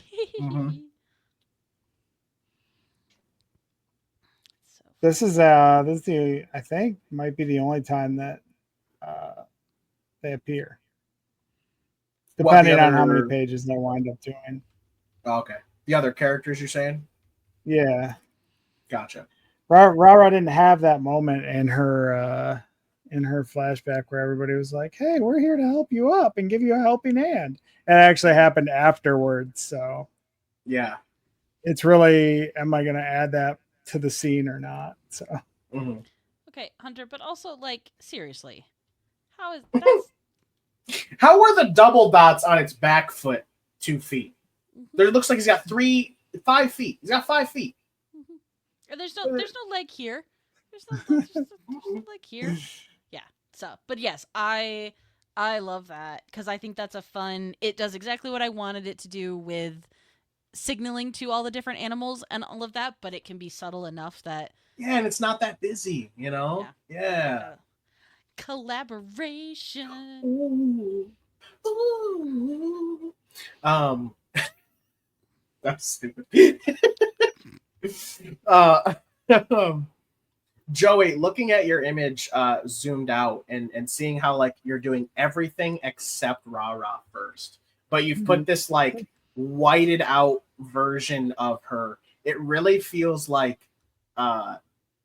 like, how do I want to say this? Very superhero comic-esque, where it's like the hero is arriving, but you cannot see them yet. I like it as a character screen where you haven't gotten to the level where you can unlock Rara yet. Oh! So this is like the main, like this is the home screen that's got the recycling animation and the like very calm tavern sound and everything, and like the fire is crackling, and then there's just like a slot where you can't quite access yet because she's all grayed out. You gotta pick a character. Yeah, I love it. That's awesome. There we go. Yeah, she's the beacon of light. So, also looking at your stuff, Joey, what you want to tell us sort of maybe some stuff that's going on? Like, obviously she's waking up for the morning, right? Because that's when this happens. Yeah. Oh. And you've got a lot of man, what do you call, you always tell me what this is called? Not cross stitch. Cross hatch. Yeah, I got a lot of cross hatching here. What made you choose to do the cross hatching? Self-hatred. Sorry. No, I'm sorry, Joey. You're not wrong. I've sort of been painting it kind of as I go. I've been thinking of it more painterly. Painter? Sort of Bob Ross in it here a little bit. Happy little trauma. Because the scene is so dark, I drew everything in white first over the silhouetted mountains in the back. And then I've had to sort of work back in with the black to redarken everything up. So it's sort of cross-hatching by necessity for the scene. Also, it's a good way to add dimension and stuff so the characters aren't going to look flat when I go in here and I hit it. And I also want to be able to do pretty simple colors on this I'm thinking I want to have a super limited palette, especially for this 2-page spread, where it's just going to be sort of dawn colors. It's going to be a lot of bruisey purples and pinks, and then the light from the fire. So in order for that to work, everything sort of needs to be built up by the inks. And when I get into Rara and actually start inking her, everything will clean up and be super tight. So hopefully she will sort of pull your eye in, because she won't be as chaotic. Okay. So it's like a focusing thing. You're hoping to sort of focus attention on her. Yeah. Kind of a bit. Yeah. Very cool. Yeah. But it's also sort of... really easy to fake nature things just by scribbling. Just by scribbling.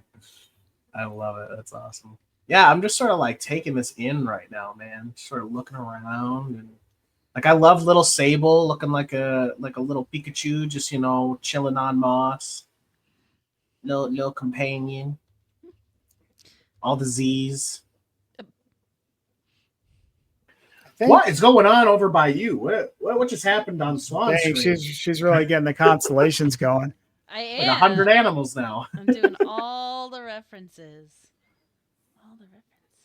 Yeah. But I'm getting them kind of... Was Dagon still in the tent? Here? Dagon, man, I forget. Or was he patrolling already at this point? Man, Dagon, you might have to go back, man. I want to say he doesn't sleep, so I know, and he was in the tent, but Rara at some point was like, "Hey, you don't sleep. Do you want to keep an eye out for Cave?" And he left to go walk around the camp. Yeah, I think he did that about this time, probably. I would say so. I have to sneeze. I can feel it coming. Oh boy! In the end of night. Cucumber. Soon tight. I want to watch that sneeze. Clip it. Clip. Oh my gosh. That was amazing. How Hunter sneeze. Let's see if it's right here. Is it right here? Yep, it's here, and my reaction to it. Amazing. I love it. I love it. Oh my gosh, that was perfect. I looked insane. This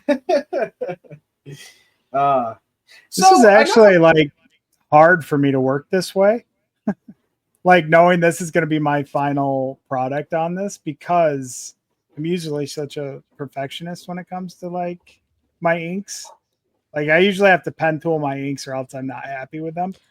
I was going to ask you about that because I've watched you pen tool your stuff, which is fucking buck wild to me. It is a level of specificity that I could never. I'd lose my mind. So for those of us that don't know what that means. So the pen tool is a vector tool, which will let me do, say I make a point and a point like that. And then I can stroke that point to create a smooth line. And if you're using an angled brush, that will create depth and thickness and narrowness in the brush stroke, which I usually do to create some variety in the lines. But you can do that, or you can do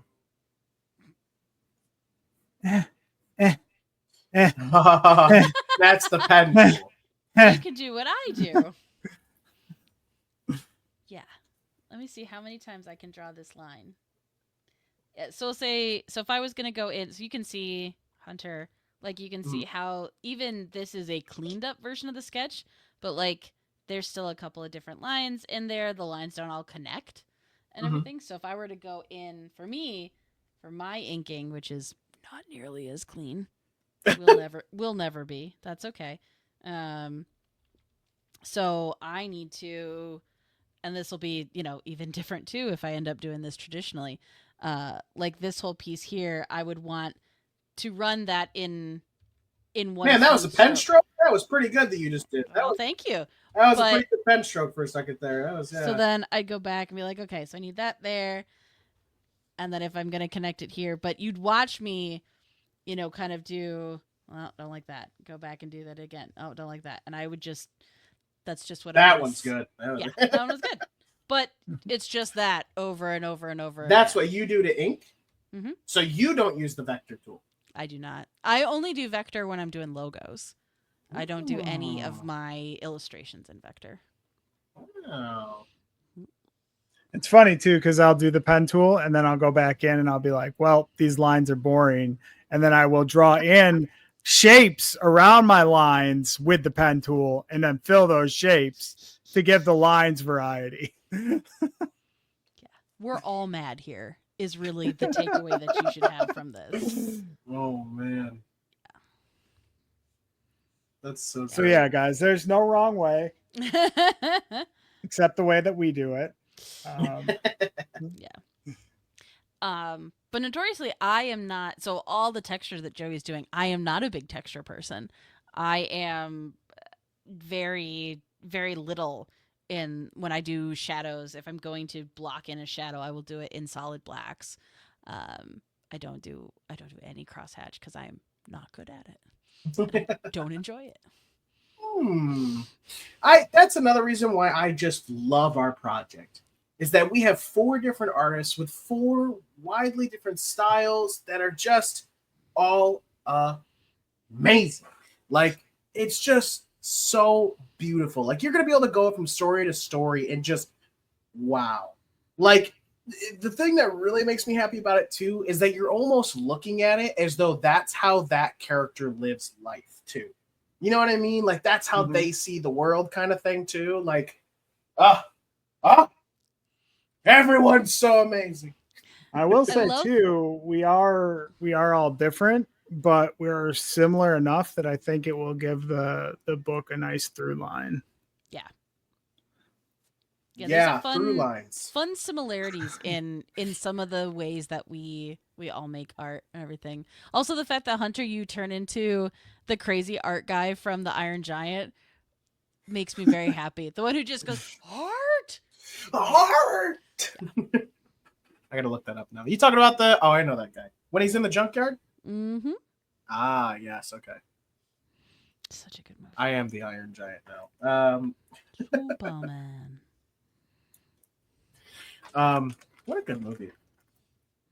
Did I see that there was going to be a live They action? they don't make ones like that anymore unless they do a live action remake. Oh my god. I get again, I am very much with you, Hunter, on the let people enjoy things. Mhm. The one time I think I get really spicy about it is I just hate the live action remakes. But I do that. I don't talk about it unless people ask me, and I don't go to see them. So I at the end of the day, if you went and you enjoyed it, great. I'm so sad because I feel like you could have taken all that money and made a new animation. And you could have done something different. And even I did not see it, so I'm going off of the people who reacted to it on the internet. But like Lilo and Stitch, you took this amazing movie and you made it worse. Like, why? Why remake it and make it less good? Oh, yeah. So, that's the exact one I was going to bring up when you said that, too. So I went and saw it. And here's what I'll say. First thing right off the bat, Lilo and Stitch, the original movie, in my opinion, is an absolute masterpiece. Like, Lilo and Stitch, the animated movie, the original movie, is one of Disney's best products. Like, that movie makes you feel so many emotions, and it works on so many levels. And not only that, but it's not a movie that Disney is prone to doing, but like whitewash, you know what I mean? Like it's not, you've got it all kind of in there, right? Like it's great. It's a masterpiece. It's a 10 out of 10 movie.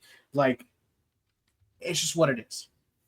To make a live action on a movie that is so amazing, put so much pressure on it having to be good. Because you're trying to remake something that, in all honest opinion, didn't need it because it was so amazing. But instead, their thought process is, it was so good, we have to make it again for new audiences. It's like, bro, just re-release the fucking movie. Yeah, Like, just re-release it. I would go to the theater to watch see it. To see the original. It's a Fathom event. You've heard of them. Like, I'll do it. I go to Ghibli movies every summer. I could watch these at any point, but I was like, there is something cool about watching this again on the big screen. Some of these Disney movies I didn't get to see on the big screen. Yep. Exactly. Like, could you imagine? Like, imagine someone who did go see it in theaters, and it's not in the theaters, and then you have a kid, and they say Lilo and Stitch re-releasing, and you go, holy shit, my kid gets to experience that movie like I did. Let's go. Like, that would make more money than just making the new movie. And not only that, but I have to imagine it's mostly pure profit because it's already been made and all you're doing is sending it to theaters. Like, you're paying for shipping. Not even that, digital, because isn't most theaters now just click? A lot of them. Okay, so maybe you have to remaster it a little bit. Maybe because of the 4K screens. A 12th of the cost, I have to imagine. Right. No, and there's something I love so much about it, and unfortunately I can't remember which person who was speaking on it that I got this from, but they made such an excellent point where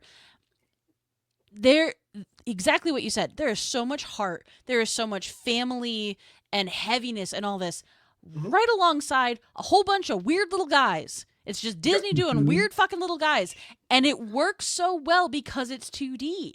And I saw the weird little guys in 3D and I'm just like, it just doesn't work the same. On top of all of those backgrounds are hand-painted watercolors. Yeah. Like, they are gorgeous. And on the big screen, they're even more beautiful. Like, the detail and just, oh my gosh, it's so stunning.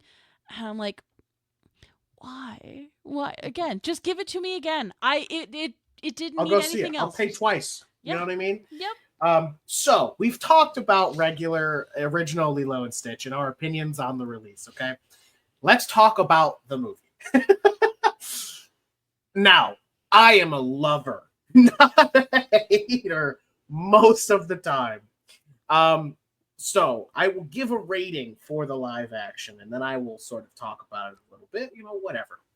It is not a 10 out of 10. I can guarantee you, I can show you a million times, it's not a 10 out of 10 movie. I bet you it was a solid 7.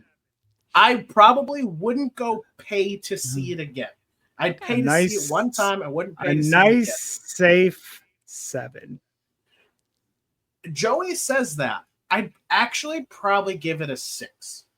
And it would have been a 7 if certain story beats were hit, but they didn't. So let's get into this. Let's dissect. Spoilers ahead?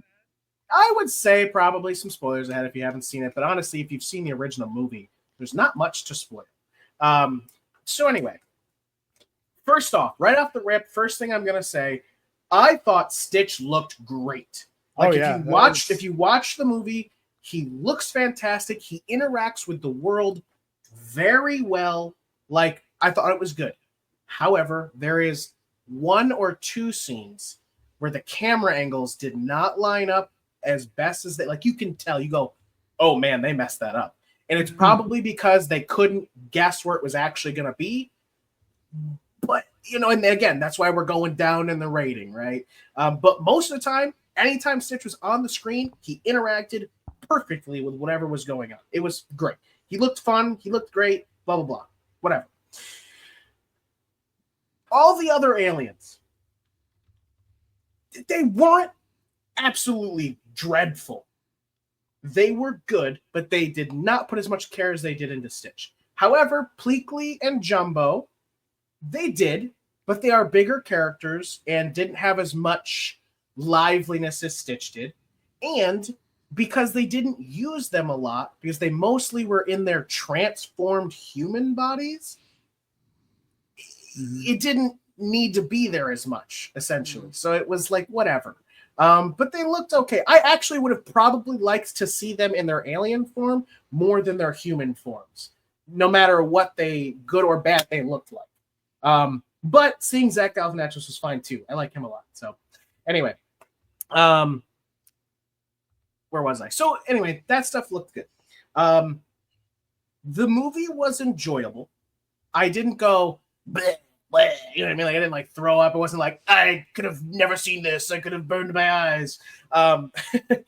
It was fine. It was a good movie. It was fun. But again, will never and can never live up to the hype of the actual original movie.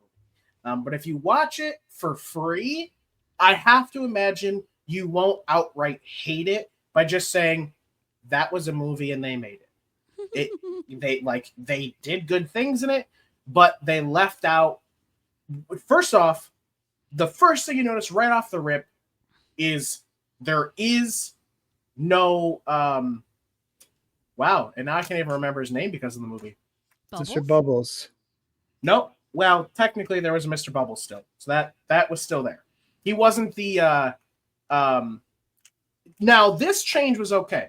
Bubbles wasn't the first what are they called? Child services person. Like he wasn't, he's not the original agent. He's like someone who comes in as like the new boss of the lady.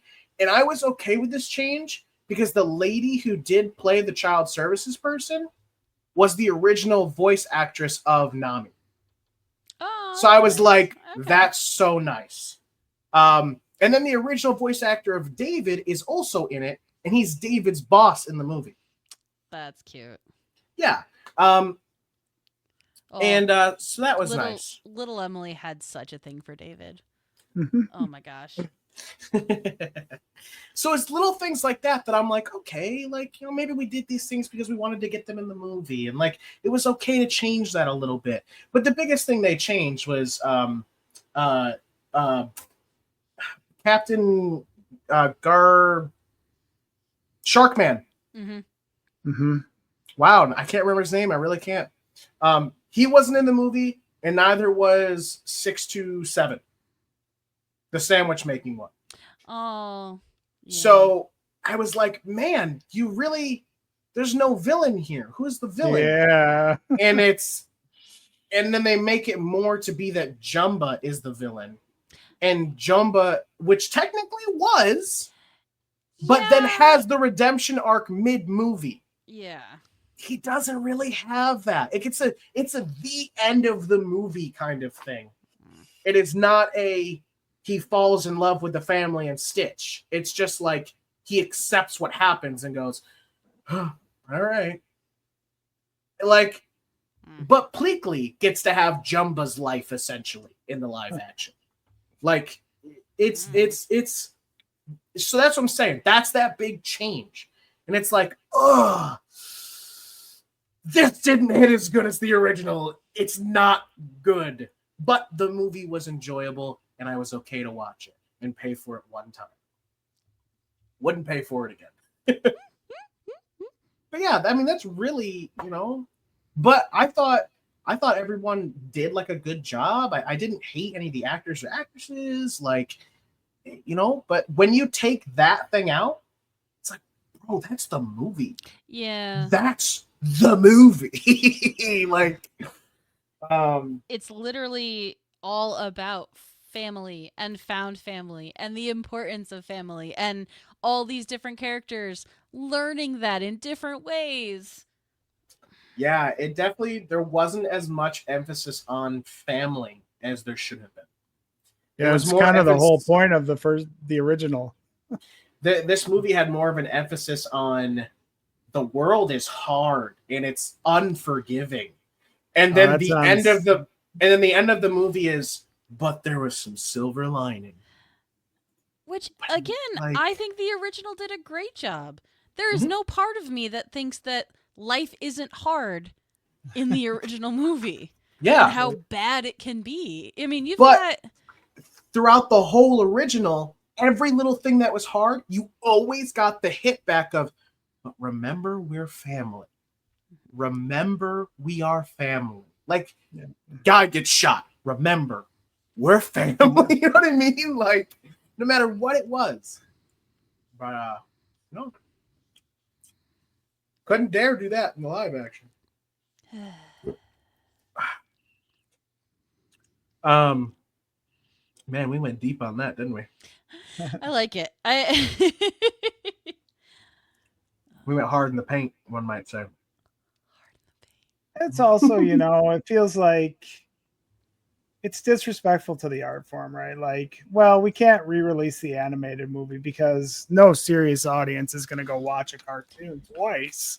It's so, like, I don't understand why studios don't understand that we were willing to pay that. Like, how do you not understand this?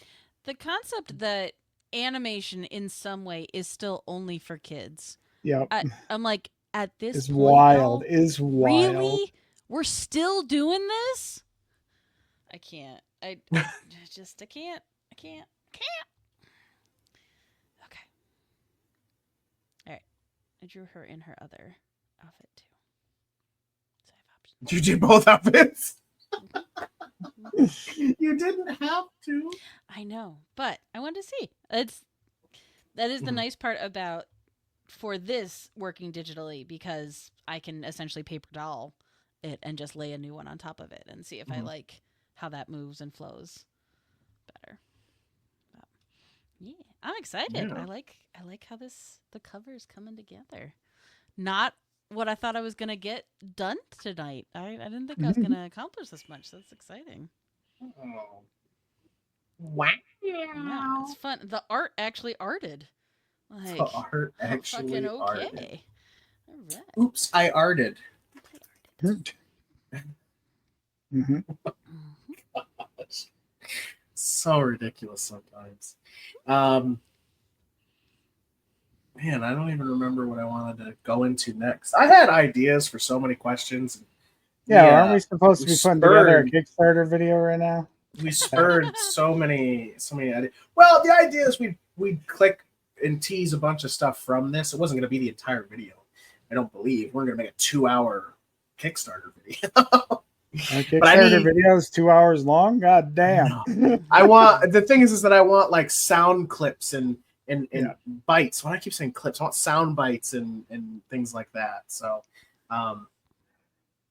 and to hear, that's why I asked the deep questions of like, how does this connect to you? What's D&D mean? Those kind of things. Also, you did it early on while we were still fresh. Oh, Yeah. sexy is Rara's yoga gear.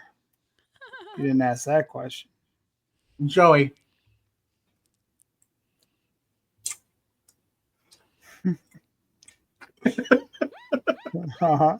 What's Rara's favorite meal? Oh, watermelon. Any melon, honestly. Any Rara melon loves cocktail. melons. Rara. Oh, speaking of cocktail, do you want to tell that story? I don't know Cocktail how that was speaking of, but I love it. Starring Tom Cruise. Starring Tom Cruise? No, not that. So Rara is a big drinker. And she likes her alcohol drinks. Likes her alcohol drinks. Supposedly. And she likes them to be Damn, tasty and all those kinds of things. And there's a character in the hometown. And I think everybody knows him, Marin, the guy who owns the bar. And he made her He's a basically signature Sam drink. from Cheers. Aw. He made Rara a signature drink. And I actually made the drink, both real and fake, like recipe-wise. And Joey took it to another level. See, I really made the drink. Joey actually went and made the real, like I was just like, here's some ingredients that like could make this drink. And Joey actually went and bought all those things and made that drink. And then not only that, ladies and gentlemen, but this man went and got those items for the recipe, made the drink, drank it on stream. You can find the episode where he drinks it for that purpose. But he went above and beyond, and in rah-rah style, made the drink in a hollowed out watermelon. Wow. Hollowed out the watermelon, and then used that watermelon juice to make the drink. This Yeah. guy went all out. I'm kind of a bartender myself. Then quickly realized he made way Peter. too big of a drink because half of a watermelon is pretty big. That's not a small thing. Not a small. Yeah, I didn't have to refill that session. So that was pretty cool. That's very cool. Yeah, that was an episode. I just remember being like, I can't believe you hollowed out a watermelon. Man. What are some other good questions? That drink hasn't actually come up in the campaign yet. Well, because you refused to learn how to make it, because you were like, I'm an angsty teen and doesn't know how to show feelings and emotion. Shows I too could much never of it. I could never admit to you, Marin, that I think you're cute. Marin over here trying to go ahead. No. Finish it. Sorry, I cut you off. I was like, Marin over here trying to extend an olive branch, and she's like, get out of here. I'm too angsty. Huh? That How sounds does a that lot go? like Joey. I'm too angsty. I just can't right now. I can't even.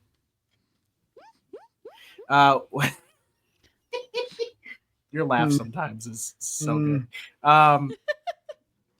What were you gonna say, Swan?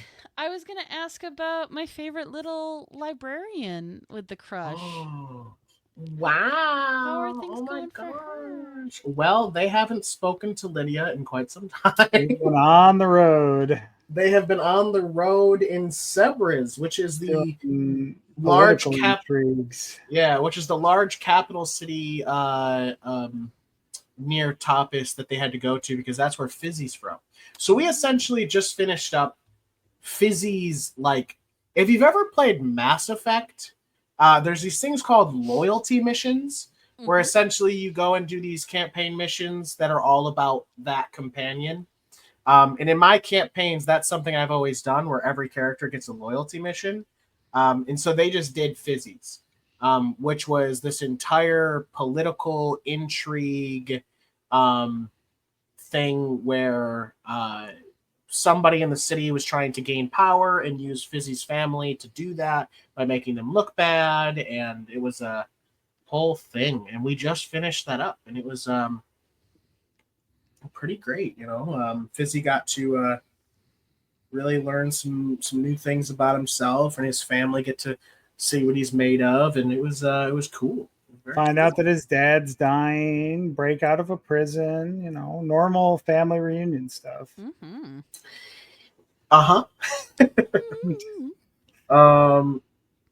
So yeah, it was really good. But they haven't been in Tapas in. Well, in game, it's been what, 3 days? No. It's been like a week, actually. Yeah, it's been like a week in game. So they haven't been in Tapas for about 7 days now. But they just last session ended returning back to Tapas. I threw up my waffles. You threw out your waffles. I threw them up. Oh, you did. I remember. You guys teleported, and you were like, too much magic. So yeah, they are. So Lydia is still doing her thing, and being a librarian. And that's quite the story there. You know, Lydia has this sort of little crush on Mithras, but it's something she'll probably never see come to fruition because Mithras, he has one love, and not once Rara gets back to town. We're gonna get this fruit to grow. He loved her very much, and has sort of made the commitment that he would never love again. or at least never be intimate with someone again.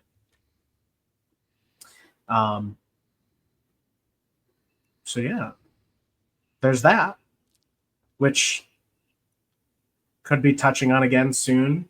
Except these guys are going to an island, so maybe when they get back, I guess. Because remember that comic you started drawing with Keith? Your Keith comic? Keith featured comic. Yeah. Those guys are finally like doing something, so that's where they're headed next, is to follow those guys. Gotcha. Yeah. Yep. That's too funny. Comic featuring Keith. The Keith comic featuring Keith. Yeah, I'm gonna do this one. I've never drawn Keith before. Still can't say that. Yep. Oh, too funny. It's extra funny too when I was like, no, the intention was literally to draw him. It really was. And I was like, nope. And you drew Fizzy 3 times instead. Yep. 2 really beautiful shots of the random ass elf. Uh-huh. Not Keith at all. Yeah. Killing it. Oh. That's when you gotta be like, oh, I thought that was Keith. Aren't all elves the same? Oh. Speaking of that, so you watched the lore video 15 times, you said. Your screen just went black. I hope you didn't just lose everything. No, I didn't. I'm sorry. I minimized my thing. I was looking for something. Oh, okay, boy. I'm gonna save again though. Yeah, everybody save your work. Just Great idea. Little check mark. I have 7.2 thousand channel points. What should I spend them on? I Hydrate. Yeah. I do need another drink. You could just do that. So anyway, you have watched the lore video 15 times, you said. What information have you gathered about the world? If someone were to ask you, I've never seen Waking Fates before. Because this is going to be important for when you have your own comic at your table and someone says, what's Coralthea? What'd that do? So the best part about this is the lore video is such a DM video. Like send in your DMs? No. No. It is so much what a GM builds and lays out in front of his players. It is this gorgeous tapestry of the history, of the importance of these major milestones that have happened to it. And as someone who is never a GM and always a player, the immediate thing that I go to is, I'm not going to talk about any of that. And I'm going to talk about the ridiculousness of the characters and their connection to each other and the hijinks that they get up to. And so much like the player that I am, all of that is so cool. And you built me this beautiful world. And now I'm just going to take my paints and graffiti all over it. And that's going to be the focus because that's who I am. Guys, what do you think about this deep lore? Oh, that's awesome, dude. I'm going to play a Batgirl bard based on JoJo Siwa. Okay, but what if this one little NPC that you meant to be there and gone immediately now is a part of the party forever? How about that? What if we did that instead? Yeah. It's who I am, Hunter. It's who I am to my core. I want to be different. I'm not different. Someday, and I hope someday soon, I will have the one fan who just wants to talk lore. Someday, they may come to me, and I will weep tears of joy. They don't come to you, they come to me because they're like, you know the real shit because you're the Shadow Hokage. You don't know everything, Joey. There are many things you don't know. I know the juicy stuff. I'm like, what if war crimes? What if war crimes? Joey he said he's Shadow Hokage. Most of the time, he's the devil on my shoulder. Like, I'm like, so I got this thing, and he goes, dude, what if? And I'm just spitballing here. What if? Damn it. Yep. No, I was working on a guest appearance with a friend and GM, and we were joking about some of the more serious moments of this character being brought back after going through a very, like, we did a mini series that they were a part of and went through some really bad shit. And so it was going to be this very emotional thing. And I'm in that conversation with the GM, and I'm just like, okay, so this is the rough thing that we planned out. But what if we make it even worse and we do this? And he's like, oh my gosh. We could make it worse. And I was like, it's really bad. It's really sad, but we could make it even worse. We could do better. Yep. So what I got from that question, Swan, is that you didn't retain any of the information. Is that what I'm hearing? So I know that magic disappeared, and now it's starting to come back, and that there are, in many ways, like, a lot of different factions and different bids for power and political maneuvering happening throughout the kingdoms. And oh, your face. I feel like I just got told that my story is every other story. No, not at all. Oh. It works well because it is things that happen in the real world. There are betrayals, there are coups and people taking over power from others. There are radical social change. I think the infusion of magic only heightens these very essentially human things that go on. But no, it's very cool to have as much history as there is. It's why I think then it is so easy to play in the world, because there is so much world and backstory to it that there's it's all of the unseen work, because then in your building your backstory for your characters and everything, like, oh no, you can have all these ties and connections, and it helps you as a player be able to play them better, even if you never talk about it. Mm-hmm. So. Yeah, makes sense. Yeah, for sure. For me, it's usually like, all right, let me pick a spot on the map that hasn't been one. This is what's going on here. Every time. He does usually stick to the area, though. So it's not like this town in Lentumia. Yeah, it's a completely elven town. Like, no. Not how that works.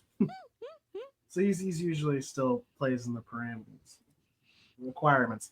Are you saying that I know your lore and use it? Yeah, I am saying that. To an extent.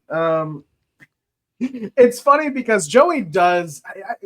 I would like to believe, in my heart of hearts, that Joey knows most of the lore, but Joey also loves to push buttons. And when I'm like, lore buttons specifically. Oh, they're very easy to push. They're so loose at this point that just blowing on basically falling off. But I'll be like, hey, this. And he'll be like, oh, yeah, Farty McFart fight. And I'm like, who the fuck is Farty? Who could you possibly be talking? And then he's like, that guy. Who? You're not even saying a name anymore. You're just saying sounds. Did you change languages? The one guy from that town that we were at that did the thing. It's like, that was so helpful. But in the back of his head, he knows exactly what he's talking about. He was like an evil dude that, he did bad thing. But we were there and stopped him. I have to literally do it like 8 times before Joey finally goes, this thing. And I go, oh, you could have just said that the first time. I cannot. I cannot just say it the first time. Isn't it so amazing how Joey made model sheets and you could just color grab from the sheet? It's so good. I love it so much. What a great idea. How wonderful. It's so nice. Oh, man. No, Hunter, I think that other GMs appreciate the lore and can see I don't want to see value in it because we all see value in it, but it's the. I think it takes a special person to be a good GM, and I think that care and dedication to such extensive world building is a big part of it. It's why I also don't think I would ever be a good GM, because clearly that's not a focus for me. I'm just like, yeah, no, I'm here for the party and the shit. And The drama and the emotions. Yeah. I'm here for the ride. I ain't here to build it. Kind of, yeah. But I know that about myself. I know that about me as a player. There's no pretense. I do enjoy in one of the new projects that we haven't started releasing yet that I'm very excited about.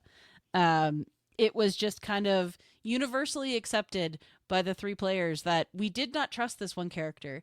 He's being perfectly fine. You know, he is an authority figure, but he's not being aggressive. He's trying to be really, really gentle with us. And we're just like, no, not you. We don't trust you. We're going to now be stubborn on purpose. Because you were a good person, it's time for us to get stubborn.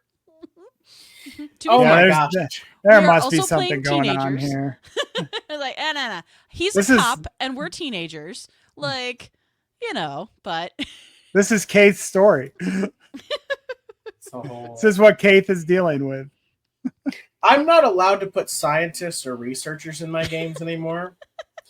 Because these guys, if someone wears a lab coat, they're like, that's a bad guy. Villain. That's a bad guy.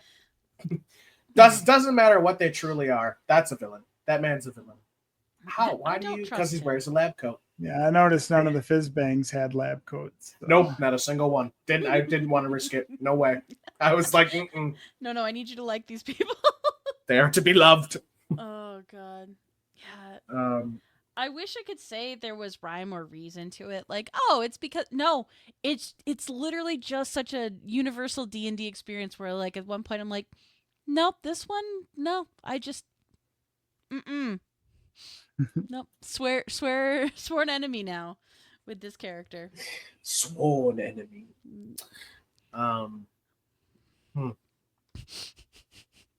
feel like in as we dive into these about the types of players that we are, I only give you more reason not to ever play D&D with me. You're like, no, you're just gonna be like everybody else. You're gonna be trouble like the rest of them. So you've heard of people's shit lists, right? I have a guest list, and I constantly am moving the names around like a top Billboard hit chart. Yep. I get it. Swan constantly moves in and out of the top 5. Really love this mouth shape. So here we're going to trace this with the vector tool. Ooh. I love this mouth shape. That's what I just heard. Also, the best part about that was that made complete sense to me. And I was like, oh, yeah, no, definitely. Because sometimes you just get it in one. Dude, I totally get it. Oh, God. Okay, so Hunter, I'm curious. I feel like you are often GM, and I think we've talked about this a little bit before, but how are you when you are a player?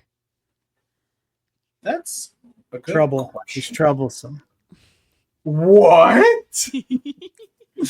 So I have been a player for Joey, and I've been a player for another one of our friends, and another one of our friends. So I've only been, and another one of our friends.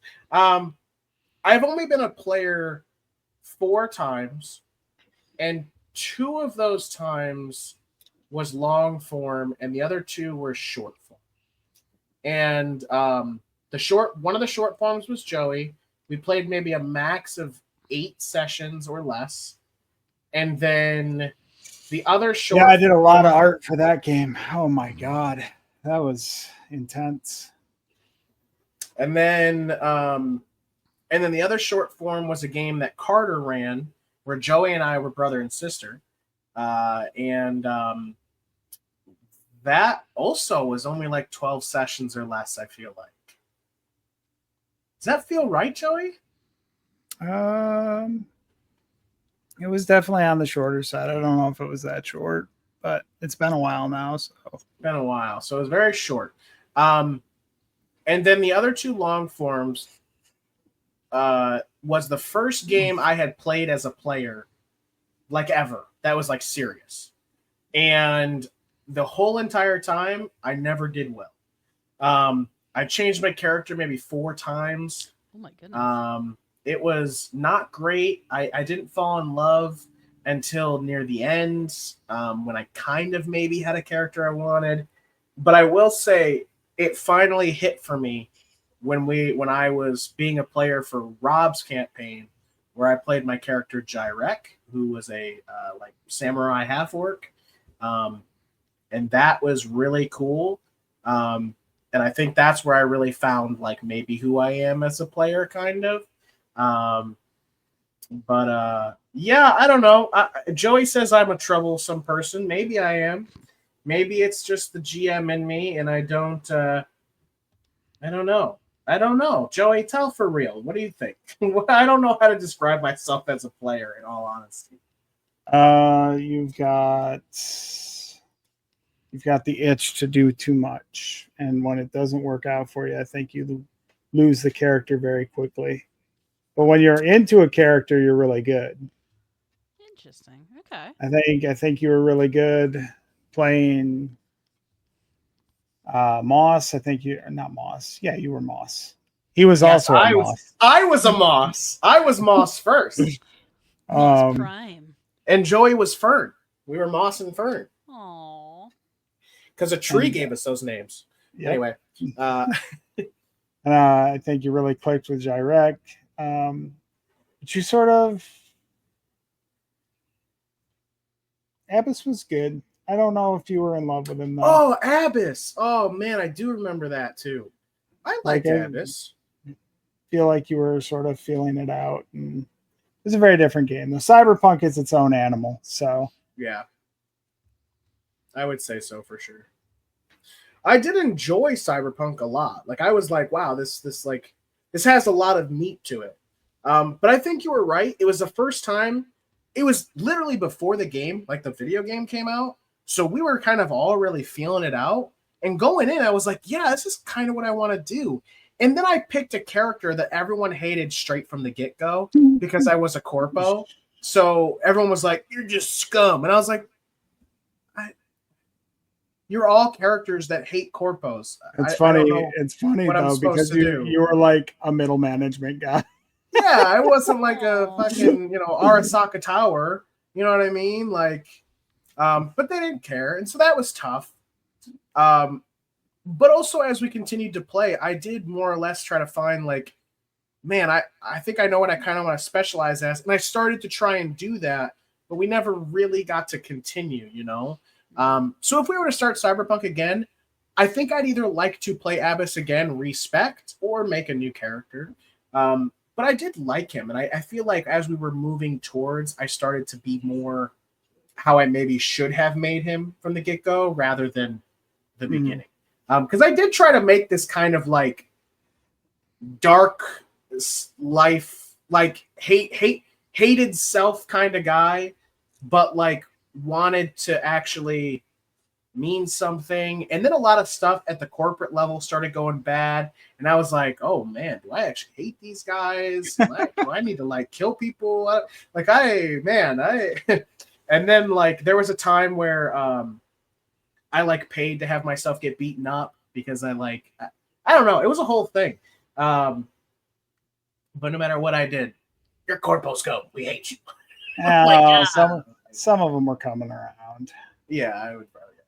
I mean, yeah, no, I like there was certain people you were never going to win over in that party because horrible things happened to them because of corporate interference. So yeah, in their lives. Mm-hmm. But you were winning some of them over. I think Blocka didn't mind you. I think Gigi was mostly okay with you. Mm-hmm. Rec didn't care. Yeah. So yeah, it was mostly issues with Skoda, but even that created some interesting dynamics. So. Mm-hmm. So yeah, it was good. And I realized you didn't mention Sam's campaign or the other campaign you ran. So Sam's is the one I think you had the most trouble with. Like you were never never really felt like you were on board. Even when you were like sticking with characters, they didn't feel like you were really. It felt like you put the cart before the horse. Like you were like, cool idea, and then you didn't really feel the character. It was a cool idea, and you wanted to get it out. Yeah, I would probably say so to an extent. I will say that campaign was kind of hard to get into because it very much was the Raza and Dokri show. Like there wasn't a lot of space to like be a different character sometimes. Yeah, there was a real cult of personality there that I would say definitely did overshadow a lot. Yeah, for sure. And then your Apocalypse campaign, like that was good. Oh yeah, that was fun. Yeah, that was fun. I don't think I really had an issue with that character. I just feel like you were deep into solo leveling and you wanted to play that. I mean, yeah, but you know, I still really liked Dracula. The thing that was tough about your campaign though is that the backstories we had almost didn't feel like they mattered at all because the new world we lived in never knew any of that as a reality. So right, your backstory was really there just to inform yourself. Yeah. You know, so that one was a really different one to try and play. Isekai'd into that world. So yeah, it was a very different way to play that one. It was more about finding who you were rather than knowing who you were. Right. Yeah. When you strip away all your coolness that you thought you were before, who were you really? When usually in an isekai, you're not cool at all, and then you become cool, you know? I hope that answered your question, Swan. It did. Did? It did. I will say, through that question, I would like to be a player more. I would like to have the opportunity to be in a more long form way a player. But I have a very set party members I want to play with. But either way, I still would love to be a player. Like our buddy who had the campaign where I found myself, he is trying to start up another one. So hopefully that'll work out and I'll get to play again, you know? That'd be very cool. Yeah, what other questions you got? Hit me. No, it's fun for me to hear too because like I said, I can't imagine it from the other side of the DM screen. So it's very fun. I have to imagine that because you said you teach a lot, right? How much effort do you put into creating lessons and all those things? A bunch. That's kind of, I have to imagine that's about the level it also takes to DM. Is kind of that level. Because almost like, you know, teachers kind of herd the cattle and DMs kind of herd the cattle. You know what I mean? Like, now, instead you of put too many letters in there, it's cats. Oh, sorry. Yeah.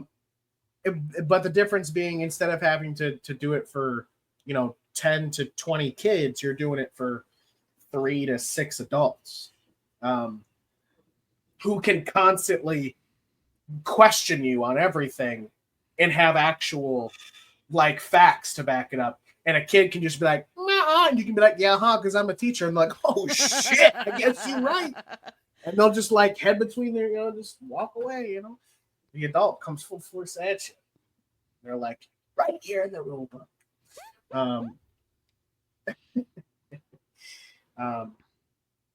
I imagine you get way more respect than I do, though. Oh, I like that you think that teachers get respect. No, I joke. I am very lucky. I'm not an in-classroom teacher.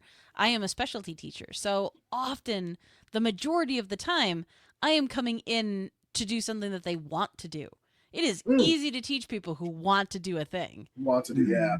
Yep. That's a huge big thing. Difference. Yeah, for sure. As much as we joke, I do love being a DM. Love I love being the storyteller. Like, I don't know. There's just something about it that just really appeals to me, I guess, And I haven't gotten to play much as a player, but I do feel like sometimes as the GM, I do get to create scenarios that, because there's the idea that as you're a player, you get to act and do things in a way that you wouldn't before or wouldn't otherwise to maybe help you work through some things. But you're sort of reacting to what's been set before you. And a good DM will more or less most of the time put something in front of the people that does relate to the things that you're trying to touch on as a theme, or try to not force things, because that's railroading.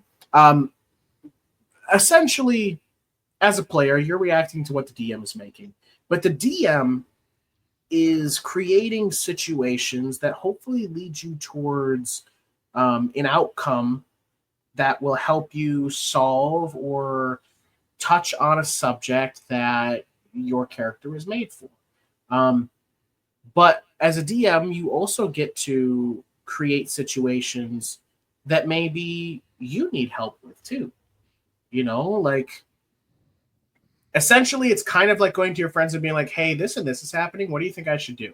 Mm-hmm. But instead of that simple question, I have to turn that one sentence question into a 4-page adventure. But yeah, and actually this brings a good point, because Joey and I were talking not too long ago about something where, so we have a player who very much is, guys, you have to follow the thread or else it's not going to happen. You have to follow the thread or we're never going to see it. And that's just not true. And it's tough to because it's okay to play like that. It's okay to play, I want to only follow the thread. Amazing. But I'd like you to know that just because everyone else doesn't want to follow the thread, we're not going to hit that thread. Because guess what? I spent the last 6 months making that thread.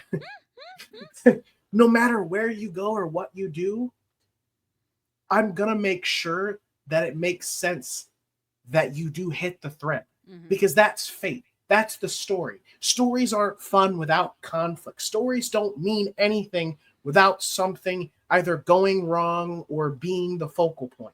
Like a story where nothing happens, or where people just go do shopping episodes or whatever. Like it's fun, but all the time, it's not. There's no story there. Right.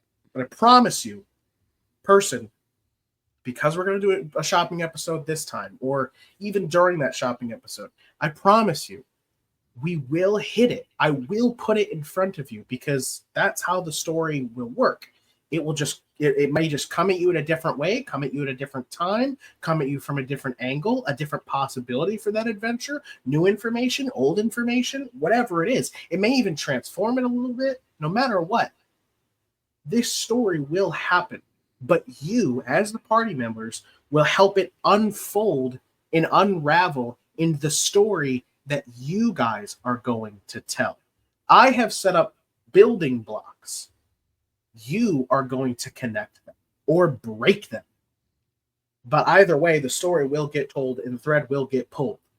Don't worry too much that it doesn't feel like you're following the thread only. Because real people don't just follow the thread. Yeah. Real people know that they have something they have to do, but real life hits them and they know they have other things they have to do as well.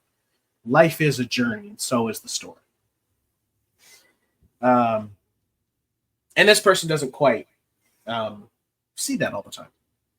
So, but we talked about it. But yeah, it was just something we sort of brought up the other day. It was fun to talk about.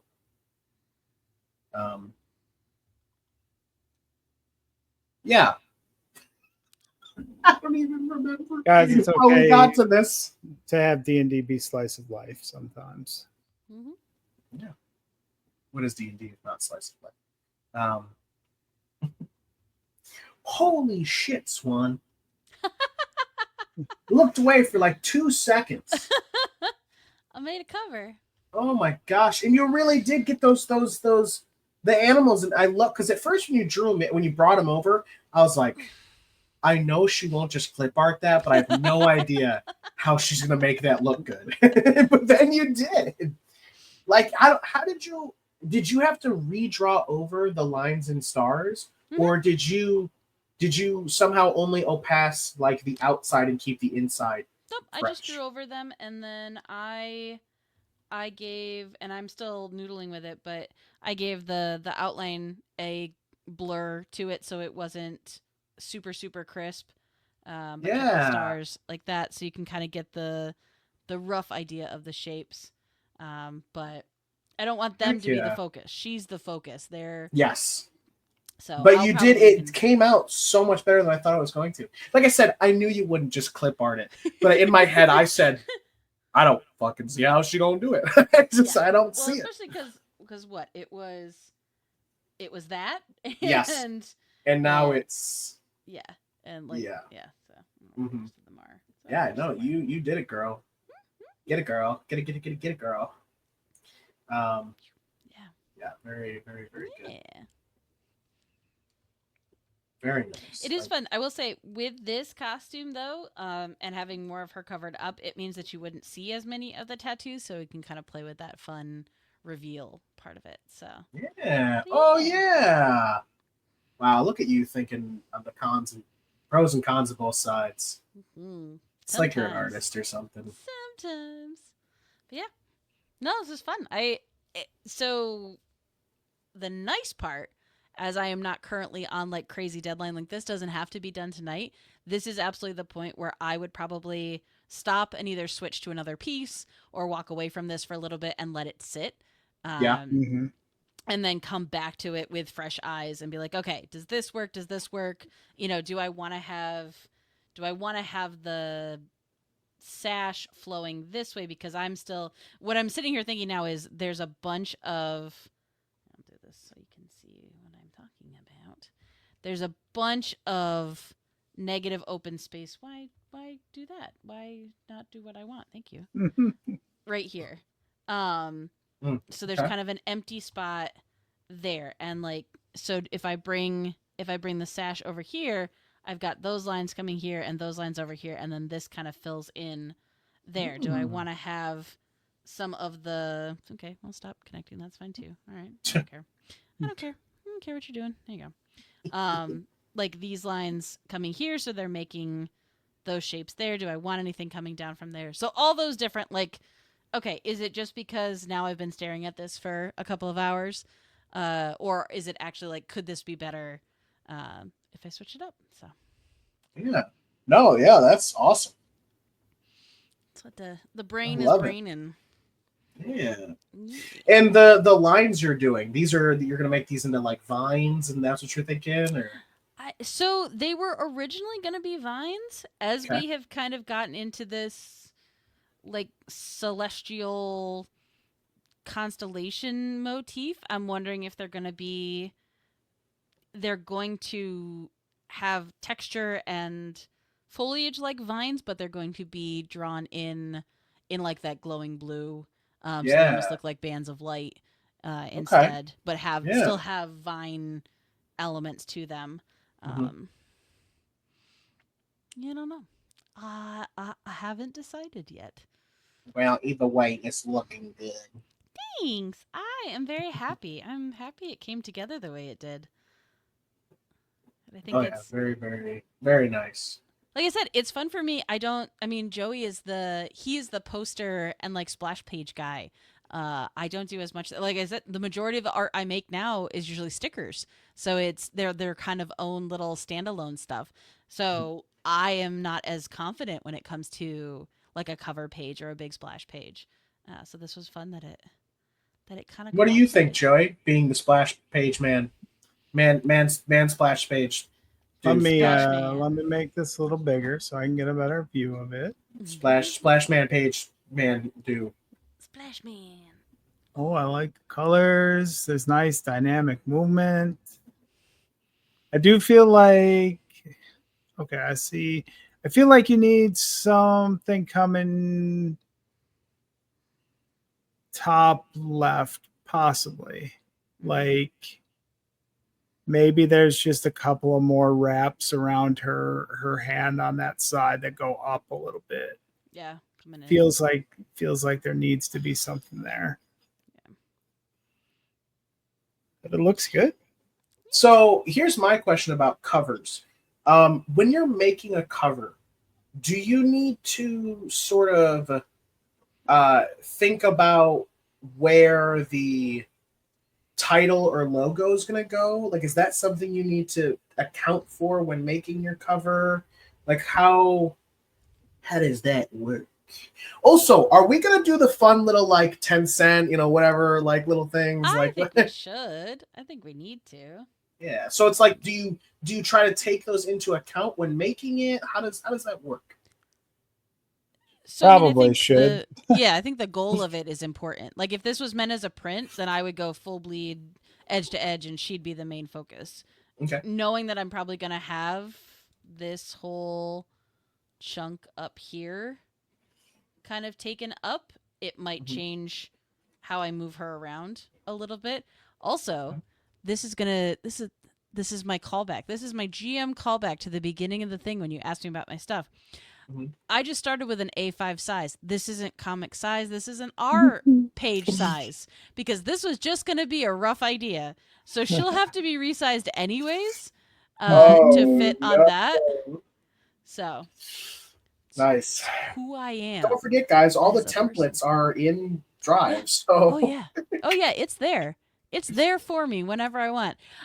This is also, I think, a part of this comes back to the not being precious with it in the Kill Your Darlings, in that I just started with a rough sketch. They were just going to be rough sketches. They were just going to be vibe checks.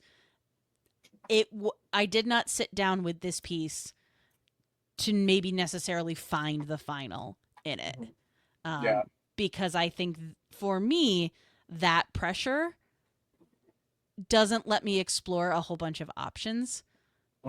Because I'm like, well, it's gotta be this level of good. And so I'll be like, well, I won't try this because maybe I won't draw that as well or something along those lines. So being able to have it just be, whatever. Like it was a neutral background. It was with some, a rough sketch type of thing. Gave me the freedom to kind of work it out and solve it and see how I felt about it. Yeah. What's crazy too is both of the poses you were doing. So this pose is obviously the one you like went with, but you kept the other one where she's like looking at the screen and is like maybe terrified or whatever. Like that also seems amazing, and I want to see that too. But like it's so great because, like you said, you were just sort of like, you know what I mean? Like it's just sort of a building block, and then you were like, all right, I'm building on that. Yeah. Found the land I want. Yes. And I think to Joey's point, I had it and then my brain just shorted out during that sentence. I'm so sorry.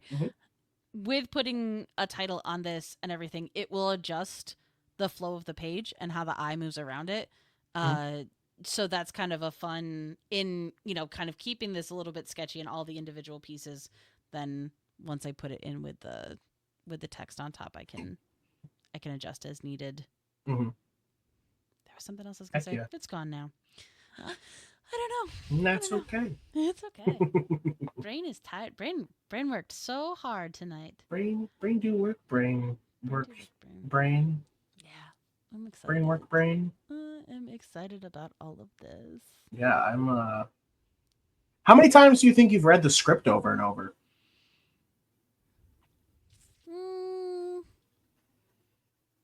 Did you print it out? Do you even print it? Yeah. What? I went to the library and printed it. I need it. I need the tangible, like. That's so great. Yeah, it's just I'm such a. Did it keep the highlights when you printed it or no? It did. They're just in black and white. Oh, wonderful. Yeah. Nope. It lets me kind of mark on it when I do my first read through of it. It lets me highlight things or point to things or even sketch little bits on the side if I want. Yeah, for some I don't know why. For some reason reading it on the screen I don't get the same thing. I don't know. Should have handwritten it. Should have handwritten it for you. Long form too. Cursive. Oh, I love cursive. I shouldn't. I don't know if I can still do cursive. I can do my name. That's about it. Okay, that's good. I don't think I can do the rest of the letters anymore. I can used- read it, but I don't think I can do it anymore. I used to in one The of my font many does it for me. side jobs. I used to address wedding envelopes in calligraphy. So, Oh, wow. That's Aw. wow. Calligraphy, handwritten too? Yeah. Crazy. My mom and I did. I think we did a 200-person wedding, and it was all like hyphenated Latin X names. So it was, Hernandez, Miguel, all of this, and like you had to fit all of that on a thing with all these crazy letters and everything. So yeah, it was fun. Handwritten? So you could even be like, oh no, I made this too big, it won't fit. I have to restart. What we would do is we would, on a lot of them, so if it was a really long name, because you get an idea of how big letters are going to be and everything, but Okay. we would do a test of it to see if it would block out on the envelope, because it's not just centering the name, it's also centering the address and making sure that that all looks balanced the way it's supposed Holy to. crap. Oh yeah, Okay. it was so much measuring, and like, so each one, most of them had 4 to 5 lines, so every single one had all of those ruler line guidelines drawn out on the envelopes, and yeah. Holy camole. Holy free holy. Looks pretty cool, but also like, and if you, because you're being given envelopes that the people have bought, you have some if you mess up, but like you can't mess You've up a got ton of those them and that's because it. they're Yeah. Gotta go out and buy more envelopes. So yeah, Holy good stuff. moly. But yeah, no, I like to print it out. I like to have the hard copy of it. Yeah. For sure. Can't wait to see your Sable in this comic. Because it's crazy, because we've seen your Moss in other ways, and we've seen the Sable in other ways. But it's like, it's gonna be fun. I'm excited to see it all. Yeah. I'm excited And- that I got to show you my roughs, my layouts. So I'm Let gonna me see your roughs again. Mm-hmm. Let me see them roughies. No, I don't like that. Let me see those dirties. I don't know. I don't even know. All right. I'm gonna look through these bad boys again. It's getting worse. So this first scene, are you planning to like black out Moss like that is, or like I think what's sort of so. the So ideally, the way I saw it. Oh, that's that one. Okay. Yeah, because I figure. Yeah, because she's asleep and dreaming this, and for some reason, like, I think. Oh yeah, because it was silvery webs of starlight. Which is also, these are the ones where subconsciously I'm like, oh yeah, that's probably why I kept thinking of like this and this. So I love that. This is also, sorry, there's, once again, we're getting to the, I'm hungry and I'm tired, so my brain has stopped working. Oh, I can feel it. For sure. So I'm not as strong in my coloring confidence. So I'm trying to do things that will help me with all of that. And I love that kind of not full black, but navy blue for any of the dark here. And that really kind of bright, like cyan for any of the highlights. I like that color palette. I'm comfortable working in that. So that kind of gives me that's a very specific type of moonlight. It's also this kind of cyan is the color that I see very talking about classic Disney, Pocahontas and Colors of the Wind. When they do the spirit animals, they're in that kind of cyan and purple. And I like how that feels. It feels ethereal. It feels magical to me. And for this one, I really liked the idea of, so if you've got Moss's face and so kind of her colors, and so she's looking up there, I wanted to have that kind of patterning of like the leaves and everything across her face. So you saw the shadows kind of cast onto her, but not beautiful. like, okay, yeah. So very moody, very, yeah, all of that. And so then too, What's nice is my sneaky. I can black out. Cause look, it's nighttime, so you wouldn't be able to see any of this except for the tree, and except for this moment that she's about to have. When oh my gosh, the tree is breaking, and bad things are happening, and I don't have to draw the rest of the background. Heck yeah. Heck So, yeah. And I think there's a like those harsh shadows also one lean into more how I like to draw and everything, and I'll say too with like these guys. You get to draw Yeah. Kate for real this time. I do Are get you to draw Kate excited? for real. I'm trying to hold in my composure.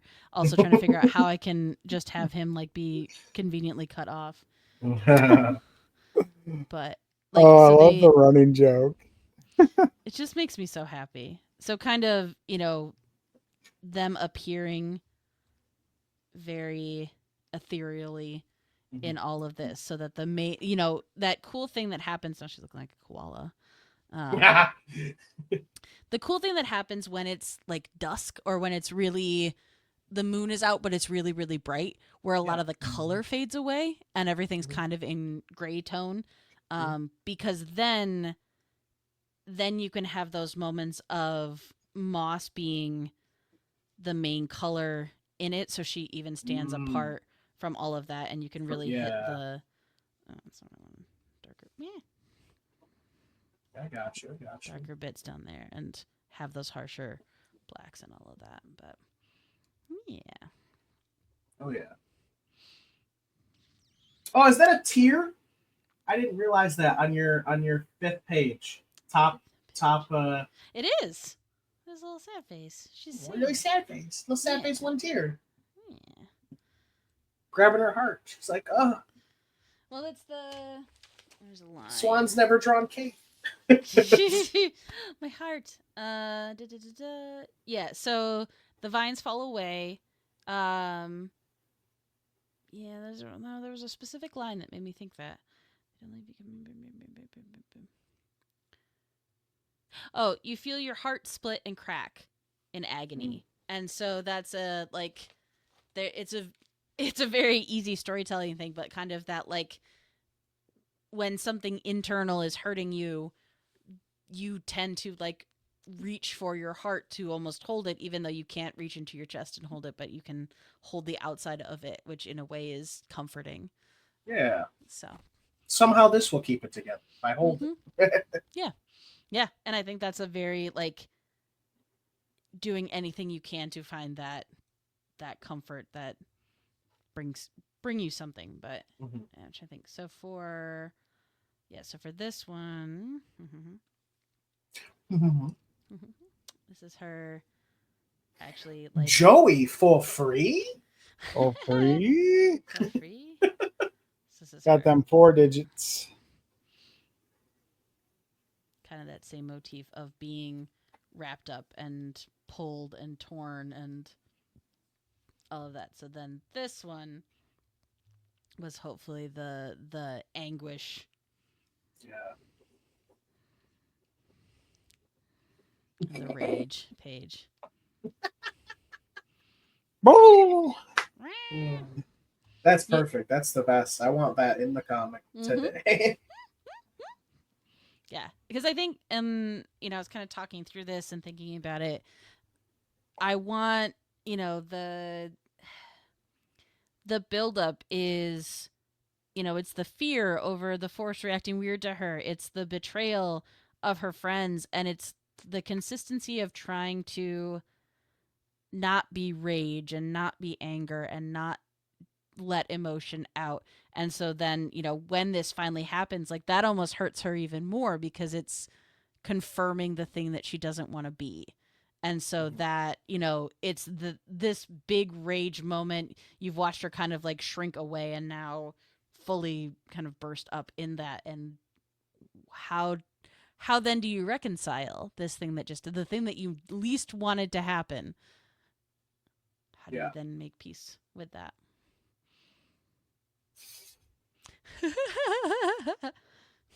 It's beautiful. Beautiful. It's so great to like have people get it, you know. It's very fun. It's so fun for me. I love getting to play in other people's worlds, and yeah. But I guess, I mean, so my question, I know, and then this was at the very beginning, it's mentioned with the forest being on fire, um, and that being something where the main time you see the forest is this opening shot. So there are still ways to kind of have that fire happen there as well as in a couple of these shots, but then we don't really go back to it. So, depending on how important that is, and what she sees. So, like that little stuff, this was the getting everything laid out, getting it how I wanted it to flow. Then you had asked the original question you asked me an hour ago, I feel like, after is how many times I've read the script. Is so before I actually start to pencil these onto the full pages that they'll go onto, going back and rereading and making sure there's nothing that I missed in those details and the stuff that's really, really important, so that I can account for that before I start doing full pages. Yeah, I would definitely say it's looking really amazing already. And I would say the only thing would be the fire thing. It is probably a pretty important thing. Yeah. Now I will say though, it doesn't like. I mean, she did kill her whole family in a fire, so. Joey has so many guesses as to what any of it means, and he still does. Nobody knows other than me and May. But it can be as big as seeing the whole forest on fire, or like it's the light and then it catches or whatever, or it can be in that close up where like what she's seeing through her eyes, you see it burning, or you know what I mean? Like it's reflecting the forest being on fire, whatever it is, right? But like, I would definitely say that fire element is an important part, but it can be as small or big as long as it's focal. You know what I mean? Yeah, no, that makes a ton of sense. Yeah. I think that's been a fun moment too, because, in this, the idea of her being like wrapped up in, I'm trying to think. Yeah, grass wraps around you, the jagged vines and all of that. Like, there are parts of this that can then be, I liked that idea of kind of the spirits lifting up off of her skin, off of there. Like, that can be the same type of idea as fire, but now less scary, less offensive. Almost like, so red fire is like seen, oh my gosh, the house is on fire, blah, blah. And then blue fire is seen as like ethereal and stuff.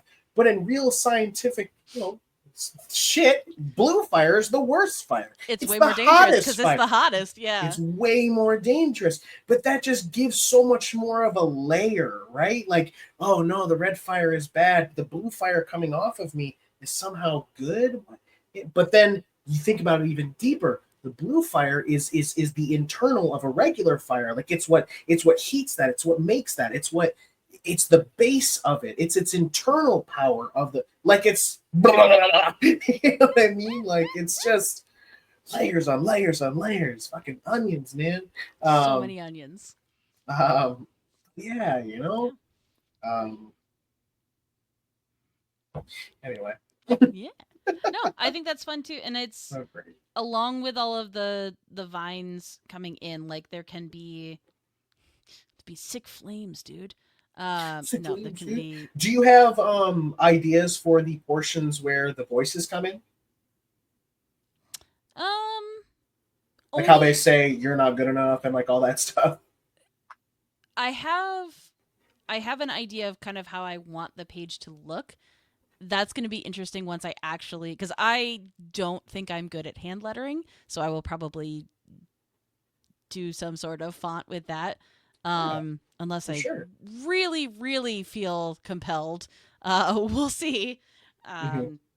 But there is something that I think is very important in the lettering needs to kind of have a character of its own. So I want to make sure that it fits in those scenes. So the couple of times they've been very stark. Like there's not a lot other elements happening in those panels Mhm. because I want the text to then be the focal point. Yeah, I liked okay. in that first one. I took my glove off, but in her being very stark here in the middle, so it's her here in the middle. Again, if it works, that idea of, you know, the lettering itself crowding her and pushing in on her space. Like it's all that's filling her mind, kind of Mhm. thing. Wow, yeah. I like it. But yeah, Very cool. Very yeah. cool. Chef So, kisses. so I'd say out of everything, like I'm coloring digitally, and I would probably do that part digital, Mhm. just because. Yeah, again, that's it.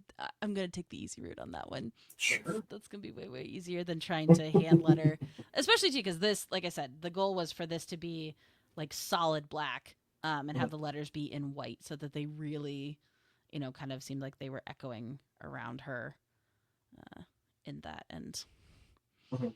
yeah, I just don't want to deal with that traditionally. I'd rather do that on the computer. Nice. Yeah.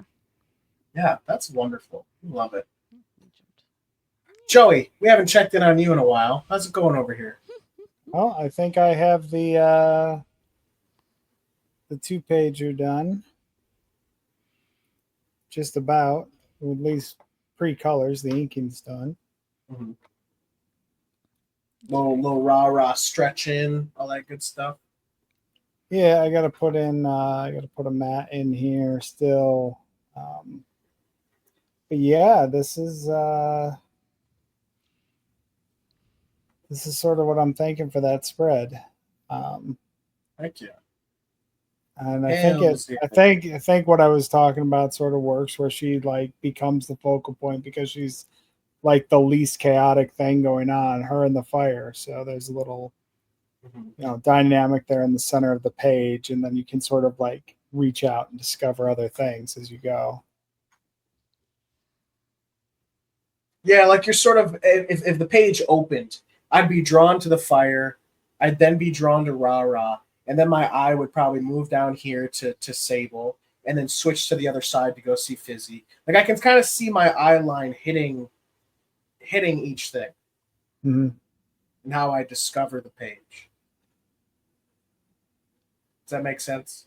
Yeah. Yeah. Yeah. What in the hell? But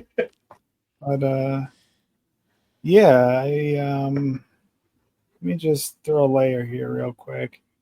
I'm sort of thinking, let me grab a good bruisey purple here. What's a bruisey purple? What color is bruisey? Swan knows what bruisey purple is. I knew exactly what you meant. Yeah. So I mean, Hunter, have you've gotten like a big bruise on your skin? Yeah. You think? Okay, so you know how, initially it might be kind of red, and then like as it starts to heal, it get like the really painful parts get that kind of like deeper navy blue, but then it kind of gets a little bit like purpley around that, and the shape that it is, like it's the weird way that blood looks under your skin. Yeah, I think I get what you're saying now. Okay. And then too, what's fun is because with that, so you've got that like what I think of as more bluey purple. Then you've got that as it heals, you've got kind of that almost yellowy green that it gets to. Yeah. So yeah. So. All right. Well, now I get it. Nice. Dark purple. Glad we got there. Light purple. Yeah. Yeah. Yeah, look at that thing just shine. So I think that as opposed to like a more reddy, like reddish purple, which I'm trying to think what like. trying to think of something that I would think of for Ready Purple. I don't know. It's Well, guys, we've kind of hit the 3 hour mark on this bad boy. Holy we should- moly. We should wrap it up and say goodnight to the people and thank them for thank them for coming and seeing the sneak peek, and tell them to stay tuned and be on the lookout next week for the announcement post. But this will go live next week, so be ready and get us over that hump, that 2-day hump. yeah. That's it.